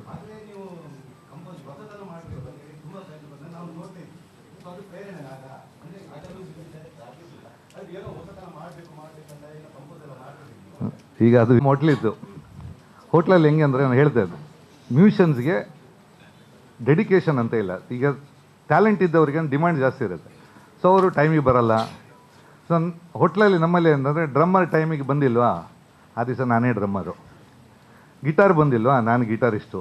ಇದು ಫೋರ್ಸಿಬ್ಲಿ ಏನಂದರೆ ನಮ್ಮ ಹೋಟ್ಲಲ್ಲಿ ಇನ್ಸ್ಟ್ರೂಮೆಂಟ್ಸಲ್ಲ, ಈಗ ನೀವು ತಬ್ಲಾ ಇದ್ದರೆ ತಬ್ಲಾ ಯೂಶ್ವಲಿ ಬಿಟ್ಟು ಹೋಗೋದಲ್ಲಿ. ನಾವೇನು ಮಾಡೋದಂದರೆ ಮಧ್ಯಾಹ್ನ ಹೋಗಿ ಅದನ್ನೆಲ್ಲ ಬಿಚ್ಚಿ ಎಲ್ಲ ಪ್ಲೇ ಮಾಡಿ ಆಮೇಲೆ ಸಂಜೆ ಇವರು ಬರುವಾಗೆಲ್ಲ ಮುಚ್ಚಿಡೋದು. ನಾವು ಕಲ್ತಿದ್ದೆ ಹಂಗೆ, ಯಾವ ಸ್ಕೂಲಿಗೆ ಹೋಗಿ ಕಲ್ತಿಲ್ಲ. ಈ ಹೋಟ್ಲಲ್ಲಿ ಇನ್ಸ್ಟ್ರೂಮೆಂಟ್ಸ್ ಬಿದ್ದಿರ್ತಾಯಿತ್ತು. ನಮಗೆ ಕಾಲೇಜಲ್ಲಿ ಹಾರ್ಮೋನಿಯಂ ಒಂದು ಕಾಂಗೋ ಇತ್ತು ನಮ್ಮ ಕಾಲೇಜಲ್ಲಿ. ಕ್ಲಾಸಿಗೆ ಹೋಗಿಲ್ಲ, ಈ ಫೈನ್ ಆರ್ಟ್ಸ್ ರೂಮ್ ಅಂತ ಇತ್ತು, ಅದರಲ್ಲೇ ಇದ್ದಿದ್ದು ನಾನು. ಸೊ ಇನ್ಸ್ಟ್ರೂಮೆಂಟ್ ಕಲ್ತಿದ್ದು ಹಾಗೆ. ಸೊ ಎಲ್ಲ ಇನ್ಸ್ಟ್ರೂಮೆಂಟಿದ್ದು ಅರ್ಧಂಬರ್ಧ ನಾಲೆಜ್ ಇದೆ ನನಗೆ. ಆಗ ಸ್ಟಾರ್ಟ್ ಆಯಿತು ಪ್ರೋಗ್ರಾಮಿಂಗ್ ಅಂತ. ಐ ಥಿಂಕ್ ಮಂಗಳೂರಲ್ಲಿ ಫಸ್ಟು ಪ್ರೋಗ್ರಾಮಿಂಗ್ ಅಂತಂದರೆ ಒಬ್ಬನೇ ಕೂತ್ಕೊಂಡು ಎಲ್ಲ ಇನ್ಸ್ಟ್ರೂಮೆಂಟ್ ಬರ್ಸೋದು. I think I was first one to start here. ಆಮೇಲೆ ಸುಮ್ಮನೆ ಹೇಳೋದು, ಕಂಪೋಸಿಂಗು ನಂಗೆ ಗೊತ್ತಿಲ್ಲ, ನಾನು ಕಂಪೋಸಿಂಗ್ ಸ್ಟ್ರಾಂಗ್ ಆಗಿತ್ತು ಅಂತ ಕಾರಣ ಒಂದಿದೆ. ಗುರುಕಿರಣ್ ನೈಟ್ ಅಂತ ಒಂದು ಥೀಮ್ ಮ್ಯೂಸಿಕ್ ಮಾಡಿದೆ. I have done it in 1988ಗೆ ಮಾಡಿದೆ. ಅದು ಆ್ಯಕ್ಚುಲಿ ನನ್ನ ಮ್ಯೂಸಿಕ್ ಗುರುಕಿರಣ್ ನೈಟ್ ಒಂದು ಥೀಮ್ ಮ್ಯೂಸಿಕ್ ಮಾಡಿದೆ ಆರ್ಕೆಸ್ಟ್ರಾ ಸ್ಟಾರ್ಟ್ ಆಗುವಾಗ. ನನ್ನ ಲೆಕ್ಕದಲ್ಲಿ ಇವ್ರಿಗೆ ಗೊತ್ತಿದೆ, ಇವತ್ತಿಗೂ ಯಾವುದು ಆರ್ಕೆಸ್ಟ್ರಾ ಗೊತ್ತಿಲ್ಲ, ಅವ್ರಿಗೆ ಯಾವ್ದು ಗೊತ್ತಿಲ್ಲ, ಇಂಟ್ರೊಡಕ್ಷನ್ ಮ್ಯೂಸಿಕ್ ಅಂತ ಅದನ್ನೇ ಪ್ಲೇ ಮಾಡೋದು, ಅದು ನನ್ನ ಕಂಪೋಸಿಂಗ್ ಆ ಟೈಮಲ್ಲಿ. ಆಗ ನಾನು ಮ್ಯೂಸಿಕ್ ಡೈರೆಕ್ಟರ್ ಆಗಿರಲಿಲ್ಲ. ಯಾ ಆ ಟೈಮಲ್ಲಿ ನಾವು ಏನು ಮಾಡ್ತಾ ಇದ್ವಿ ಅಂದರೆ, stage was design in a different way. ವರ್ಷಕ್ಕೊಂದು ಪ್ರೋಗ್ರಾಮ್ ಗುರುಕಿರಣ್ ನೈಟ್ ಅಂತ ಮಾಡ್ತಾ ಇದೆ. ಸ್ಟೇಜ್ ಸೆಟ್ಟಿಂಗ್ ಆಗಲಿ, everything was suppose to be a very different. ಅಂದರೆ ಸ್ಟೇಜ್ ಸೆಟ್ಟು ನೋಡೋ ಕಣ್ಣಿಗೆ ಹಬ್ಬ ಇರಬೇಕು. It is not just performance ಅಂದರೆ ಸುಮ್ಮನೆ ನಿಂತ್ಕೊಂಡು ಹಾಡೋದಲ್ಲ. ಆಮೇಲೆ ಈಗ ರೆಗ್ಯುಲರ್ ಫಾರ್ಮ್ಯಾಟ್ ಇದೆ. ಇದು ನಾವು 2000 ಶುರು ಮಾಡಿದ್ದು, ಯಾವುದೋ ಫೀಮೇಲ್ ಆ್ಯಂಕರು, ಡ್ಯಾನ್ಸರ್ಸು, ಒಂದು ಪರ್ಕಷನ್ ಸೆಟಪ್. ಇವತ್ತಿಗೆ ಅದೇ ನಡೀತಾ ಇದೆ. ಇದು 2002ಗೆ ನಾನು ಶುರು ಮಾಡಿದ್ದು. ಇವತ್ತಿಗೂ ಹೆಚ್ಚಾಗಿ ಆರ್ಕೆಸ್ಟ್ರಾ ಪ್ಯಾಟರ್ನ್ ಅಂದ ಕೂಡಲೇ ಅದೇ ಪ್ಯಾಟರ್ನ್ ಇವತ್ತಿಗೂ ಫಾಲೋ ಮಾಡ್ತಾ ಇದ್ದಾರೆ. It's you try to renew it every time ಅಂತ. ಅಂದರೆ ಏನು ಹೊಸ್ತು ಮಾಡೋಕ್ಕಾಗತ್ತೆ ಅಂತ, ಈ ಸೌಂಡಿಗೆ ಏನು ಹೊಸ್ತು ಮಾಡೋಕ್ಕಾಗತ್ತೆ. ಸೊ ನನಗೆ ಮ್ಯೂಸಿಷಿಯನ್ಸ್ಗೆ ಜಾಸ್ತಿ ಗೊತ್ತಿರುತ್ತೆ. ನಾನಾಗ ಒಂದು ರಿದಮ್ ಮೆಷಿನ್ನು, ಒಂದು ಕೀಬೋರ್ಡು, ಮಿಕ್ಸರು, ರಿವರ್ಬ್ ಯೂನಿಟ್ ಎಲ್ಲ ತಗೊಂಡು ಹೋಗಿ ಒಂದು ಸೆಟಪ್ ಮಾಡಿ ತಗೊಂಡು ಹೋಗೋದು. ದಟ್ ವಾಸ್ ನಾಟ್ ರೆಗ್ಯುಲರ್ ಆ ಟೈಮಲ್ಲಿ. ಇವತ್ತಿಗೂ ಅದು ಮಾಡ್ತಾ ಇಲ್ಲ. ಈಗ ಈ ವರ್ಕ್ ಆನ್ ಡಿಫ್ರೆಂಟ್ ಪ್ಲ್ಯಾಟ್ಫಾರ್ಮು. ಈಗ ಓಕೆ, ಈಗ ನಮಗೆ ಇದಿದೆ, ಏನು ಮಾಡೋಕ್ಕೆ ಅಂತ we can spend on that. ಈಗ ರಿಸ್ಟ್ರಿಕ್ಷನ್ ಅನ್ನೋದು ಏನಿಲ್ಲ. So trying to do something new in life ಅಷ್ಟೇ. ಎಲ್ಲರೂ ನಾವು ಮಾಡಿದರೆ ನಾವಾಗಿರಲ್ಲ.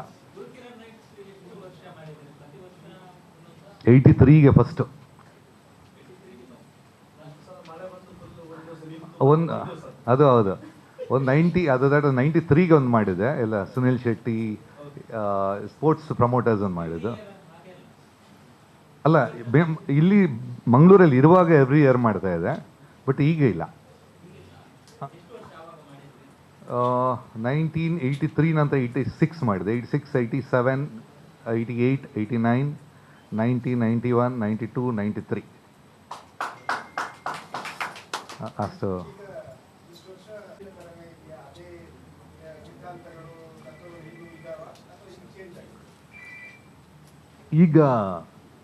ಈಗ ಡೈಲ್ಯೂಟ್ ಆಗಿದೆ ಸಿನಿಮಾ. ಮುಂಚೆ ಅದೊಂದು ಸೀಕ್ರೆಟ್ ಆರ್ಟ್. ಈಗ ನಾವು ಹೇಳೋದು, ಈಗ ಇನಿಷಿಯಲ್ ಬರುವಾಗ ಐ ಥಿಂಕ್ ನಾವೆಲ್ಲ ಕುತ್ಕೋತಾ ಇದ್ದೀವಿ. ವಿಡಿಯೋ ಅನ್ನೋದು ದೊಡ್ಡ ವಿಷಯ. ನಮ್ಮ ಅಣ್ಣು ಮಾಸ್ಟರ್ ಅದರಲ್ಲಿ. ಅಣ್ಣು ಸ್ಟುಡಿಯೋ ಅಂದರೆ ಅದು ಏನೋ, ಅದು ಒಂದು ಕೋಟೆ ಇದ್ದಂಗೆ. ಎಲ್ಲ ಜಗತ್ತಲ್ಲಿ ಸ್ವಲ್ಪ ಟ್ಯಾಲೆಂಟ್ ಇದ್ದವರು ಎಲ್ಲ ಒಂದು ಅಲ್ಲಿ ಸೇರ್ತಾ ಇದ್ರು. ಇಟ್ಸ್ ಅದೇ ಅಂದರೆ ಅದರ ವಿಷಯ ಯಾರಿಗೂ ಗೊತ್ತಿಲ್ಲ. ಒಂದು ಎಡಿಟಿಂಗ್ ಸೂಟ್ ಇರಬೇಕು, ಒಂದು ಎಡಿಟಿಂಗ್ ಮೆಷಿನ್ ಇರಬೇಕು, ಅಥವಾ ಯುಮ್ಯಾಟಿಕ್ ಒಂದು ಸೆಟಪ್ ಇರಬೇಕು. ಮುಂಚೆ ಒಂದು ರೀಲು ಎಡಿಟಿಂಗ್ ಅಂದರೆ ಅವನ ರೂಮ್ ತುಂಬ ರೀಲ್ಗಳು. ಎಡಿಟ್ರಿಗೆ ಒಬ್ಬನಿಗೆ ಗೊತ್ತು ಯಾವ ರೀಲಲ್ಲಿ ಯಾವ ಶಾರ್ಟ್ ಇದೆ ಅಂತ. ಅದನ್ನು ತಂದು ಎತ್ತಿ ಹಾಕಬೇಕಂದ್ರೆ ಅಷ್ಟು ರಾಶಿ ಇರೋದು. ಅದರಲ್ಲಿ ಎಲ್ಲಿ ಅಂತ ಅದೇನು ಇರ್ತದೆ. ಇವತ್ತು ಹಂಗಲ್ಲ, ಕಂಪ್ಯೂಟ್ರಲ್ಲಿ ಮುಟ್ಟಿದ್ರೆ ಅಲ್ಲಿ ಜಾಯಿನ್ ಪೇಸ್ಟ್ ಆಗುತ್ತೆ. ಮುಂಚೆ ಅದನ್ನು ಮಾಡಿ, ಅದನ್ನು ಯಾವುದೋ ಬೂತ್ ಕನ್ನಡಿಯಲ್ಲಿ ನೋಡಿ, ಅದಕ್ಕೆ ಕಟ್ ಮಾಡಿ, ಅದಕ್ಕೆ ಇನ್ನೊಂದು ಟೇಪ್ ಹಾಕಿ, ಆ ಜಾಯಿನ್ ಮಾಡಿ. It's a very tough job. ಇವತ್ತು ಎವ್ರಿಥಿಂಗ್ ಇಸ್ ಸಿಂಪಲ್. ನಿಮ್ಮ ಮ್ಯೂಸಿಕ್ ಮುಂಚೆ 40 ಜನ ಬೇಕಿತ್ತು ಒಂದು ಹಾಡು ರೆಕಾರ್ಡ್ ಮಾಡೋಕ್ಕೆ. ಇವತ್ತು ಒಬ್ಬನೇ ಕುತ್ಕೊಂಡು ಮಾಡ್ಬೋದು. ಸೊ ಹಾಡು ಮುಂಚೆ ಒಂದೇ ಟೇಕಲ್ಲಿ ಹಾಡಬೇಕಿತ್ತು. ಈಗ ಒಂದೊಂದು ಲೈನು, ಒಂದೊಂದು ವರ್ಡು ಹಾಡ್ಬೋದು. ಸೊ ಇವತ್ತಿಗೆ anybody can come in to the industry today. So ಅದಕ್ಕೋಸ್ಕರ ಕಾಂಪಿಟೇಷನ್ ಜಾಸ್ತಿ ಆಗಿದೆ. ಆಮೇಲೆ ತುಂಬ ನಾನ್ ಟ್ಯಾಲೆಂಟೆಡ್ ಪೀಪಲ್ ಎಲ್ಲ ನುಗ್ಗಿ ಜನರಿಗೆ ಕನ್ಫ್ಯೂಸ್ ಆಗಿದೆ ಯಾವ್ದು ನೋಡೋದು ಅಂತ. ಅದಕ್ಕೂ ಸಿನಿಮಾಕ್ಕೂ ಯಾವ ಸಂಬಂಧನೂ ಇಲ್ಲ. ಅದು ಸಿನಿಮಾ ಶೂಟಿಂಗ್ ಅಲ್ಲ, ಅದು ಪರ್ಸ್ನಲ್. ಸೊ ಪರ್ಸ್ನಲ್ ಮಾಡುವಾಗ ಅದಕ್ಕೆ ಲಾ is taking its own course. ಅದಕ್ಕೂ ಸಿನಿಮಾ ನಟ ಆಗಿದ್ದಕ್ಕೆ ಅದು ಮಾಡಿದಲ್ಲ, ಅದು ಪರ್ಸ್ನಲ್ ವಿಷಯಕ್ಕೆ ಮಾಡಿದ್ದು. ಯಾವ ಸಿನಿಮಾಕ್ಕೂ ಸಂಬಂಧ ಇಲ್ಲ. ಅವ್ರ ಪರ್ಸ್ನಲ್ ಏನೋ ವಿಷಯ, ಅದಕ್ಕೆ ಅವ್ರು ರಿಯಾಕ್ಟ್ ಮಾಡಿದ್ದು. ಸೊ ಸಿನಿಮಾಕ್ಕೂ ಅದಕ್ಕೂ ಏನು ಸಂಬಂಧ ಇಲ್ಲ.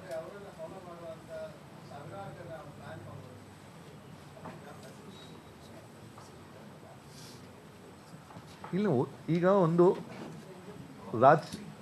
ರಾಜ್ಕುಮಾರ್ ಒಂದು ಟೈಮಲ್ಲಿ ಇದ್ದರು. ಅವರು ಒಂದು ಪ್ರಿನ್ಸಿಪಲ್ಸನ್ನು ಸೆಟ್ ಮಾಡಿದರು. Rajkumar is an individual. ಎಲ್ಲರೂ ಇವತ್ತಿಗೂ ರಾಜ್ಕುಮಾರ್ ಇಲ್ದಿದ್ರು ಅವರಿಗೆ ರೆಸ್ಪೆಕ್ಟ್ ಕೊಡ್ತಾರೆ. ಎಲ್ಲರೂ ರಾಜ್ಕುಮಾರ್ ಆಗಕ್ಕಾಗ. Everybody is different. I think ಇದು ದರ್ಶನ್ ವಿಷಯದಲ್ಲಿ ಐ ಥಿಂಕ್ ಕೋಪ ಸ್ವಲ್ಪ ಮಿತಿ ಮೀರ್ತಾ ಅಂತ ಅನ್ಸುತ್ತೆ. Controlling is anger.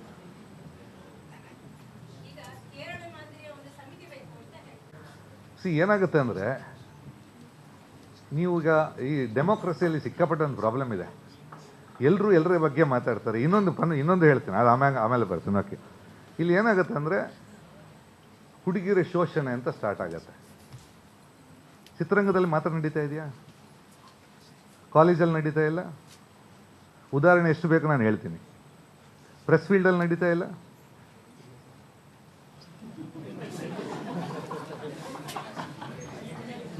ಸೈಡಲ್ಲಿ ಕರ್ಕೊಂಡು ಅವರೇ ನನಗೆ ಹೇಳ್ತಾರೆ. ಪ್ರತಿಯೊಂದು ನಿಮ್ಮದು ಫ್ಯಾಕ್ಟ್ರಿ ಆಗಲಿ, ಆಫೀಸ್ ಆಗಲಿ, ಎಲ್ಲ ಕಡೆ ಹುಡುಕಿದ್ರೆ ಸಿಗುತ್ತೆ. ಇದು ಜನರಲ್ ಅಂತ ಇಲ್ಲ. ನಾನು ಬರೀ ಸಿನಿಮಾಕ್ಕೆ ಅಂತ ತೋರಿಸೋದು ತುಂಬ ಕಷ್ಟ. ಯಾಕಂದ್ರೆ ಸಿನಿಮಾದಲ್ಲಿ ಏನಾಗುತ್ತೆ ಅಂದರೆ, ಈಗ ನೀವು ಪ್ರೆಸ್ಸಲ್ಲಿ ಪ್ರೆಸ್ಸಲ್ಲ ಎನಿ ಆಫೀಸಲ್ಲಿ ನೀವು ಟಚ್ ಮಾಡಬೇಕಂತ ಏನಿಲ್ಲ ರೂಲು. ಸಿನಿಮಾದಲ್ಲಿ ಹಂಗಲ್ಲ. ಆರ್ಟಿಸ್ಟ್ ಅಂದ ಕೂಡಲೇ they have to react, they have to, ಅದು ಏನು ಮಾಡೋಕ್ಕಾಗಲ್ಲ. ಆಮೇಲೆ ಇಷ್ಟು ವರ್ಷದಿಂದ ನಡೀತಾ ಬರ್ತಾ ಇದೆ. ನೀವು ಇದಕ್ಕೆ ಒಂದು ಕಮಿಟಿ ನೇಮಕ ಅಂತ ಮಾಡಿದ ತಕ್ಷಣ ಪ್ರೊಡ್ಯೂಸರ್ ಇನ್ನೊಬ್ಬ ಯಾರ ಬಂದು ಕೂತಿರ್ತಾನೆ, ಅದು ಹೆಂಗೆ ನಡೀತಾ ಇದೆ ಅಂತ ತೋರ್ಸೋಕ್ಕೆ. ಈಗ ನಾವು ಟೊಬ್ಯಾಕೋ, ಅದ್ಯಾವುದು ಸಿಗರೇಟ್ ಸೇರಬಾರ್ದು ಅಂತ ಹೇಳ್ತಾರಲ್ಲ, ಇಷ್ಟು ರೂಲ್ ಹಾಕ್ತಾರೆ ನಮಗೆ. ಅದು ಹಾಕಿದ್ರೆ ಈ ರೂಲ್ ಹಾಕಬೇಕು, ಸಿನಿಮಾ ಸೇದಂಗಿಲ್ಲ ಅಂತ. ಸಿನಿಮಾದಲ್ಲಿ ತೋರಿಸೋದು ತಪ್ಪಾದರೆ ಅದನ್ನು ಏನಕ್ಕೆ ಮಾರಾಟಕ್ಕೆ ಇಟ್ಟಿದ್ದು? ಬ್ಯಾನ್ ಮಾಡ್ಬೋದಲ್ವ? ಅದು ಮಹಾನ್ ಅಪರಾಧ ಎಲ್ಲ ತೋರಿಸಿ ಬ್ಯಾನ್ ಮಾಡಬೇಕು ಟೋಟಲ್ಲು. ಈ ಗೌರ್ಮೆಂಟದ್ದು ಏನಾದರೂ ಡಬಲ್ ಪಾಲಿಸಿ. ಈಗ ಇದಕ್ಕೆ ಯಾರೋ ಇನ್ನೊಬ್ಬರು ನೇಮಕ ಮಾಡಿರ್ತಾರೆ, ಯಾರೋ ಒಂದು ಹೆಂಗಸು ಬಂದಲ್ಲಿ ಕೂತಿರ್ತಾರೆ ಶೂಟಿಂಗ್ ಆಗುವಾಗ. ಇದಕ್ಕೆ ಯಾರು ದುಡ್ಡು ಕೊಡಬೇಕು? ಪುನಃ ಪ್ರೊಡ್ಯೂಸರ್, ನಿರ್ಮಾಪಕನೇ ದುಡ್ಡು ಕೊಡಬೇಕು. ಆಮೇಲೆ ಯಾವುದು ಆಗಲ್ಲ ಅನ್ನೋ ಗ್ಯಾರಂಟಿ ಯಾರು ಕೊಡ್ತಾರೆ? ಇದರಲ್ಲಿ ಕೆಲವರು ಇರ್ತಾರೆ, 3 ಬಿಟ್ಟವ್ರು ಕೆಲವರು ಇರ್ತಾರೆ. ಬ್ಲ್ಯಾಕ್ ಮೇಲ್ ಮಾಡೋಕ್ಕೆ ಶುರು ಮಾಡಿದರೆ ಇವನು ಕೇಸ್ ಆಗುತ್ತೆ ಅಂತ ಹೇಳಿದ್ರೆ, ಪ್ರತಿಯೊಂದು ಲಾ ಅಲ್ಲಿ ಎಷ್ಟು ಲೂಪೋಲ್ಸ್ ಇಲ್ಲ. ಅಟ್ರಾಸಿಟಿ ಆಗಲಿ, ರೇಪ್ ಅಟೆಂಪ್ಟ್ ಅಂತ ಆಗಲಿ, ಪಾಸ್ಕೋ ಆಗಲಿ, ನಿಮ್ಮ ನಡೆಯೋದ್ರಲ್ಲಿ ಅಟ್ಲೀಸ್ಟ್ ಒಂದು 30% ಫಾಲ್ಸ್ ಕೇಸಸ್ ಇರುತ್ತೆ. ಈಗ ಮತ್ತೆ ಪಿಕ್ಚರ್ಗೆ ಮೊದಲೇ ಪ್ರಾಬ್ಲಮ್ ಇಲ್ಲ ಇದೆ ಸಿನಿಮಾಗಳು. ಈಗ ಮತ್ತೆ ಯಾರೋ ಇನ್ನೊಬ್ಬರು ಬಂದು ಕೂತಿರೋದು. ಆ್ಯನಿಮಲ್ ನಾವು ಯೂಸ್ ಮಾಡೋಂಗಿಲ್ಲ, ಪ್ರಾಣಿಗಳಿಗೆ ಯೂಸ್ ಮಾಡೋಂಗಿಲ್ಲ ಅದು. ಆಮೇಲೆ ಅಲ್ಲೂ ಕರಪ್ಷನ್ ಸ್ಟಾರ್ಟ್ ಆಗುತ್ತೆ. ನೀವು ಒಂದೊಂದು ಡಿಪಾರ್ಟ್ಮೆಂಟ್ ಒಂದೊಂದಕ್ಕೆ ಇಟ್ಟರೆ ಕರಪ್ಷನ್ ಸ್ಟಾರ್ಟ್ ಆಗುತ್ತೆ. ಈಗ ಹೇಳ್ತಾರೆ, ನಾನು ಪರ್ಸನಲಾಗಿ ಹೇಳಿದೆ, ನಾನೊಂದು 2-3 ಪ್ರಾಬ್ಲಮ್ಸನ್ನು, ಸೀರಿಯಸ್ ಪ್ರಾಬ್ಲಮ್ ಸಾಲ್ವ್ ಮಾಡಿದ್ದೀನಿ. ಯಾರಾದ್ರೊಬ್ಬರು ಹೋಗಿ ಹೊರಗೆ ಹೇಳ್ತಾರೆ, ಓಕೆ ನನಗೆ ಹೆಲ್ಪ್ ಮಾಡಿದ್ದಾರೆ, ಸಾಲ್ವ್ ಮಾಡಿ. ಪ್ರಾಬ್ಲಮ್ ಅಂತ ಹೇಳ್ತಾರೆ, ಪ್ರೂವ್ ಮಾಡಬೇಕು ಯಾವತ್ತು. ಈಗ ಮೊನ್ನೆ ಯಾವುದೊಂದು ಕೇಸು, ಓಕೆ ಕೋರ್ಟಿಗೆ ಹೋದ್ರು, ಕೋರ್ಟಲ್ಲಿ ಏನಾಯಿತು? ಅದಕ್ಕೆ ಕೋರ್ಟ್ ಇದೆ, there is legal system, regular system ಇದೆ. ಇದು ಪ್ರತಿಯೊಂದಕ್ಕೆ ಒಂದೊಂದು ಕಮಿಟಿ ಅಂತ ಮಾಡೋಕ್ಕೆ ಹೋದರೆ ಯಾರಿಗೆ ಕೆಲಸ ಮಾಡೋಕ್ಕಾಗಲ್ಲ, ನೀಟಾಗಿ ಕೆಲಸ ಮಾಡೋಕ್ಕಾಗಲ್ಲ. ಈ ನಮ್ಮದು creative field, too much of interference ಅಂದ ಕೂಡಲೇ ಡೆಫಿನೆಟಾಗಿ ಪ್ರಾಬ್ಲಮ್ ಆಗುತ್ತೆ. ನಾನು ತಪ್ಪು, ಸಪೋಸ್ ಆ ಥರ ಏನಾದ್ರು ಆಗೋದಾದರೆ ಡೆಫಿನೆಟ್ ಹೇಳ್ತೀನಿ, ತಪ್ಪು ಇಂಡಸ್ಟ್ರಿಯಲ್ಲಿ ಆಗಲೇಬಾರ್ದು. ಬಟ್ ಅದಕ್ಕೆ ಅಂತ ಕಮಿಟಿ ರಚನೆ ಮಾಡಿದರೆ ಅಥವಾ ಇದು ಮಾಡಿದರೆ that will be A bigger problem ಅಂತ ಅನಿಸ್ತದೆ ನನಗೆ, ಪರ್ಸ್ನಲ್ ಅನ್ಸೋದು. ಈಗ ಅಲ್ಲಿ ಏನು ಡಿಸಿಷನ್ ತಗೋತಾರೆ ನನ್ನ ಸಂಬಂಧ ಇಲ್ಲ. ನನಗೆ ಕೇಳಿದರೆ it's A creative field, is A beautiful field. ಅದೇನಾಗುತ್ತೆ ಅಂದರೆ, ಈಗ ಇಲ್ಲ ಇಲ್ಲಿ ತಪ್ಪು ನಡೀತಾ ಇದೆ, ಜನ ಇದನ್ನು ಟೋಟಲ್ ಡೌಟಲ್ಲಿ ನೋಡೋಕ್ಕೆ ಶುರು ಮಾಡ್ತಾರೆ. ಈಗ ಹಂಗಿಲ್ಲ, ನೀವು ಅಂದ್ಕೊಂಡಾಗಿ ಹೊರಗಡೆ ಒಂದು ಸರ್ಕಲ್ ಇದೆ, ಅವ್ರು ಪಿಕ್ಚರ್ ಮಾಡಲ್ಲ, ಅವರು ಈ ಥರ ಫ್ರಾಡ್ ಮಾಡ್ತಾ ಇರ್ತಾರೆ. ಬಟ್ ಇನ್ನರ್ ಸರ್ಕಲ್ ಹೇಳಿದರೆ ಡೆಫಿನೆಟ್ ಆಗಿ ನೀಟಾಗಿ ಸಿನಿಮಾ ಮಾಡ್ಕೊಂಡು ಹೋಗ್ತಾ ಇದ್ದಾರೆ. ಆದರೆ 100% ದೇರ್ ಇಸ್ ನೋ ಪ್ರಾಬ್ಲಮ್.